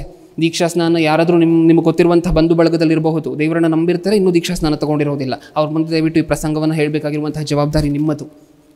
ಯಾವಾಗ ಮರಣ ಬರುತ್ತೋ ಗೊತ್ತಿಲ್ಲ, ಅಪವಾದಿ ಕಾಯ್ದಿರ್ತಾನೆ ಈ ಥರ ಸಮಯಕ್ಕೆ. ಹೆಂಗಾದರೂ ಮಾಡಿ ದೀಕ್ಷಾ ಸ್ನಾನ ತೊಗೊಳ್ಳುವುದಕ್ಕಿಂತ ಮುಂಚೆನೇ ಈ ವ್ಯಕ್ತಿಗೆ ಮರಣ ಬರುವಂತೆ ಮಾಡಿಬಿಡಬೇಕು ಅಂತ ಹೇಳಿ. ದೀಕ್ಷಾ ಸ್ನಾನ ತೊಗೊಂಡಿರುವಂಥ ನಿಮ್ಮ ಬಾಧ್ಯತೆ ಏನು? ನೀವು ಅವ್ರ ಮುಂದೆ ಈ ಸಂದೇಶವನ್ನು ಹೇಳಬೇಕು, ರೆಡಿ ಇಟ್ಕೋಬೇಕು. ನಮ್ಮ ಪ್ಯಾಕೇಜನ್ನು ರೆಡಿ ಇಟ್ಕೊಂಡಿರಬೇಕು. ದೇವ್ರು ಕರೆದಿದ ತಕ್ಷಣ ಓಡೋಗ್ಬಿಡ್ಬೇಕು. ರೆಡಿ ಇಲ್ಲ ಅಂತ ಹೇಳಿದ್ರೆ ಇಲ್ಲ, ಮತ್ತೆ ನರಕಕ್ಕೆ ತಳ್ತಾರೆ. ಬೇಕಾ ನಮಗದು? ಒಂದು ಸರಿ ಊಹೆ ಮಾಡ್ಕೊಳ್ಳಿ, ಆ ದೂತರು ಬಂದು ಕರ್ಕೊಂಡು ಹೋಗುವಂತಹದ್ದು, ಭಕ್ತರ ಎದೆಗೆ ಒರಗಿಸುವಂತಹದ್ದು, ಆ ಐಶ್ವರ್ಯ ಹೇಗಿರುತ್ತೆ. ಇಲ್ಲಿಂದ ನೀವು ಟ್ರಿಪ್ ಹೋದರೆ ನಿಮಗೆ ಗೊತ್ತು ಪ್ರಿಯರೇ. ನೀವು ಎಲ್ಲಾದರೂ ಟ್ರಿಪ್ ಹೋದ್ರಿ ಅಂತ ಅಂದ್ಕೊಳ್ಳಿ, ಊಟಿಗೋ ಕೊಡೈಕೆನಲ್ಗೋ ಹೋದ್ರಿ ಅಂತ ಅಂದ್ಕೊಳ್ಳಿ. ಆ ಗ್ರ್ಯಾಂಡ್ ಕ್ಯಾನ್ಯೋನ್ ಎಲ್ಲ ಇದೆಯಲ್ವಾ ಫಾರಿನಲ್ಲಿ, ಆ ಸ್ಯಾನ್ ಫ್ರಾನ್ಸಿಸ್ಕೋ ಎಲ್ಲಾದರೂ ಹೋದ್ರಿ ಅಂತ ಅಂದ್ಕೊಳ್ಳಿ. ಓಹ್ ಎಷ್ಟು ಸುಂದರವಾಗಿದೆ ಅಂತ ಹೇಳಿ ಅಲ್ಲೇ ನಿಂತ್ಕೊಳ್ತೀರಾ. ನಿಜನೇ ಇಲ್ವಾ? ಫೋಟೋಗಳು ತೊಗೊಂಡು 100,000 ಲಕ್ಷಾಂತರ ಫೋಟೋಗಳು ತೊಗೊಂಡು ಅಲ್ಲೇ ನಿಂತ್ಕೊಂಡಿರ್ತೀರ. ಈ 60 ವರ್ಷಕ್ಕೆ ಇಷ್ಟೊಂದು ಸುಂದರವಾಗಿ ದೇವರು ಮಾಡಿದ್ದಾರೆ ಅಂತ ಹೇಳಿದ್ರೆ, ಇನ್ನು ಪರಲೋಕವನ್ನು, ಪರದೇಶಿಯನ್ನು, ಶಾಶ್ವತವಾಗಿರುವಂತಹ ಲೋಕಗಳಿವೆಲ್ಲ ನಿಜನಾ ಇಲ್ವಾ? ಇನ್ನು ಅದು ಎಷ್ಟು ಸುಂದರವಾಗಿ ಮಾಡಿರಬಹುದು. ಆ ಸುಂದರವಾಗಿರುವಂತಹ ಲೋಕಗಳು ನಮಗೆ ಸಿಕ್ಕುವಂತಹದ್ದು ನಮ್ಮ ಮರಣದ ದಿನ. ಇದೆಲ್ಲ ನಮ್ಮ ಕಣ್ಮುಂದೆ ನಾವು ಇಟ್ಕೊಂಡಿದ್ರೆ, ದೂತರು ಬಂದು ಕರ್ಕೊಂಡು ಹೋಗುವಂತಹದ್ದು, ಭಕ್ತರ ಎದೆಗೆ ಒರಗಿಸುವಂತಹದ್ದು, ಸುಂದರವಾಗಿರುವಂತಹ ಲೋಕ, ಇಲ್ಲೇ ಇಷ್ಟೊಂದು ಐಶ್ವರ್ಯದಿಂದ ತುಂಬಿದ್ದಾರೆ ದೇವರು, ಬಣ್ಣ ಬಣ್ಣಗಳನ್ನು ತುಂಬಿದ್ದಾರೆ ಅಂತ ಹೇಳಿದ್ರೆ, ಇನ್ನು ಅಲ್ಲಿ ಹೆಂಗಿಟ್ಟಿರ್ಬೋದು ದೇವರು? ಅದೆಲ್ಲ ನಮ್ಮ ಮನಸ್ಸಲ್ಲಿ ಇಟ್ಕೊಂಡ್ರೆ ನಿಜ ಬ್ರದರ್, ನಮ್ಮ ಮರಣದ ದಿನ ನಮಗೆ ಅತ್ಯಂತ ಶ್ರೇಷ್ಠವಾಗಿರುವಂತಹದ್ದು, ನಾವು ಹುಟ್ಟಿದ್ದಕ್ಕೆ ಸಾರ್ಥಕತೆಯನ್ನು ಒದಗಿಸುವಂತಹದ್ದು ಅಂತ ಹೇಳಿದ್ರೆ ನಮ್ಮ ಮರಣದ ದಿನ ಅಂತ ಹೇಳಿ, ಮರಣದ ದಿನಕ್ಕೋಸ್ಕರ ವೆಯ್ಟ್ ಮಾಡ್ತೀವಿ. ನಾವು ಪ್ರಾರ್ಥನೆಗಳಲ್ಲೂ ಸಹ ದೇವ್ರ ಮುಂದೆ ಈ ಥರ ಪ್ರಾರ್ಥನೆಗಳನ್ನು ಇಡ್ತೀವಿ. ಪ್ರಸಂಗ ಗಟ್ಟಿಯಾಗಿ ಮಾಡ್ತಿರ್ಬೇಕಾದ್ರೆ ಹೊರಟೋಗ್ಬಿಡ್ಬೇಕು. ನಾನು ಇನ್ನೊಬ್ಬರ ಹತ್ರ ದೇವ್ರ ಬಗ್ಗೆ ಮಾತಾಡ್ತಿರ್ಬೇಕಾದ್ರೆ ಹೊರಟೋಗ್ಬೇಕು. ಪ್ರಸಂಗ ನೋಡ್ತಿರ್ಬೇಕಾದ್ರೆ ಹೊರಟೋಗ್ಬೇಕು. ನನ್ನ ತಪ್ಪನ್ನು ನಾನು ಒಪ್ಕೊಂಡು ಕಣ್ಣೀರು ಹಾಕಿ ಪ್ರಾರ್ಥನೆ ಮಾಡ್ತಿರ್ಬೇಕಾದ್ರೆ ನಾನು ಏನಾದರೂ ಆಗಿ ಹೊರಟೋಗ್ಬೇಕು. ಅಂದರೆ ಸಾವು ನನಗೆ ಆ ಥರ ಸಮಯಗಳಲ್ಲಿ ಬರಬೇಕು ಅನ್ನುವಂಥದ್ದರ ಅರ್ಥ. ಮಾಡ್ತೀವ? ಕಣ್ಮುಚ್ಚಿ ಪ್ರಾರ್ಥನೆ ಮಾಡಿ ಮುಗಿಸ್ಕೊಳ್ಳೋಣ. ಪ್ರೀತಿಯುಳ್ಳ ಪರಲೋಕದಲ್ಲಿರುವ ನಮ್ಮ ತಂದೆ, ಒಂದು ಮಹೋನ್ನತವಾಗಿರುವಂತಹ ದಿನವನ್ನು ಕೊಟ್ಟಿಗಾಗಿ ನಿಮಗೆ ಸ್ತೋತ್ರ. ಹೌದು, ನೀವು ಸತ್ಯವೇದದಲ್ಲಿ ಯಾವುದರ ಬಗ್ಗೆ ಸ್ಪಷ್ಟವಾಗಿ ಬರೆಸಿದ್ದೀರೋ ಲೋಕ ಅದನ್ನು ಮುಚ್ಚಾಕುವಂತಹ ಪ್ರಯತ್ನ ಮಾಡುತ್ತೆ ತಂದೆ. ನೀವು ಮರಣ ಬೆಲೆಯುಳ್ಳದ್ದು ಅಂತ ಬರೆಸಿದ್ದೀರಾ, ಮರಣ ಶ್ರೇಷ್ಠವಾಗಿರುವಂತಹದ್ದು, ಮರಣ ಲಾಭದಾಯಕವಾಗಿರುವಂತಹದ್ದು ಅಂತ ನೀವು ಬರೆಸಿದ್ದೀರಾ. ಆದರೆ ಈ ಪ್ರಪಂಚ ಮರಣವನ್ನು ಅನಿಷ್ಟವಾಗಿ, ಕೆಟ್ಟದ್ದಾಗಿ, ಕ್ಷುಲ್ಕಣವಾಗಿ ನೋಡುತ್ತೆ ತಂದೆ. ಇವತ್ತು ನಾವು ಅರ್ಥ ಮಾಡ್ಕೊಂಡಿದ್ದೀವಿ, ಕ್ರೈಸ್ತರಾಗಿ ನಮ್ಮ ಜೀವಿತಗಳು ಪ್ರಪಂಚ ಅಂದುಕೊಳ್ಳುವಂತೆ, ಪ್ರಪಂಚ ಯೋಚನೆ ಮಾಡುವಂತೆ ಇರಬಾರ್ದು ಅಂತ ಹೇಳಿ ನಮಗೆ ಗೊತ್ತಾಗಿದೆ ಅಪ್ಪ. ನಾವೆಲ್ಲರೂ ಸಹ ಇನ್ನು ಮುಂದೆ ನೀವು ನಮಗೆ ಕೊಟ್ಟಿರುವಂತಹ, ನೀವು ನಮಗೆ ಮುಂದೆ ಸಿದ್ಧ ಮಾಡಿಟ್ಟಿರುವಂತಹ ಮರಣದ ದಿನಕ್ಕೋಸ್ಕರ ಎದುರು ನೋಡ್ತೀವಿ, ಕಾದು ಇರ್ತೀವಿ, ಅದನ್ನು ಶ್ರೇಷ್ಠ ಅಂತ ಹೇಳಿ ಎಣಿಸ್ತೀವಿ. ನಿಮ್ಮ ಮುಂದೆ ಪ್ರಾರ್ಥನೆಗಳಲ್ಲಿ ಈ ರೀತಿಯಾಗಿರುವಂಥ ಆತ್ಮಕ್ಕೆ ಸಂಬಂಧಪಟ್ಟಿರುವಂಥ ಪ್ರಾರ್ಥನೆಗಳನ್ನು ಇಡ್ತೀವಿ ಅನ್ನುವಂಥ ಭರವಸೆಯನ್ನು ಕೊಡ್ತಾ, ಎರಡನೇ ಸಂದೇಶ ಕೇಳಬೇಕಾದ್ರೆ ನಮ್ಮ ಮನೋನೇತ್ರಗಳು ತೆರೆಯಲ್ಪಟ್ಟು ಹಾಗೆ ಪೂರ್ಣ ಗ್ರಹಿಕೆಯಿಂದ, ಪೂರ್ಣ ವಿವೇಕದಿಂದ ಕೇಳ್ತೀವಿ ಅನ್ನುವಂಥ ಭರವಸೆಯನ್ನು ಕೊಡ್ತಾ ನನ್ನ ಪ್ರಾರ್ಥನೆ ಯೇಸು ಕ್ರಿಸ್ತರ ನಾಮದಲ್ಲಿ ಸಮರ್ಪಿಸಿ ಬೇಡಿಕೊಳ್ಳುತ್ತಿದ್ದೇನೆ, ಪರಲೋಕದಲ್ಲಿರುವ ನಮ್ಮ ತಂದೆಯೇ. ಆಮೆನ್.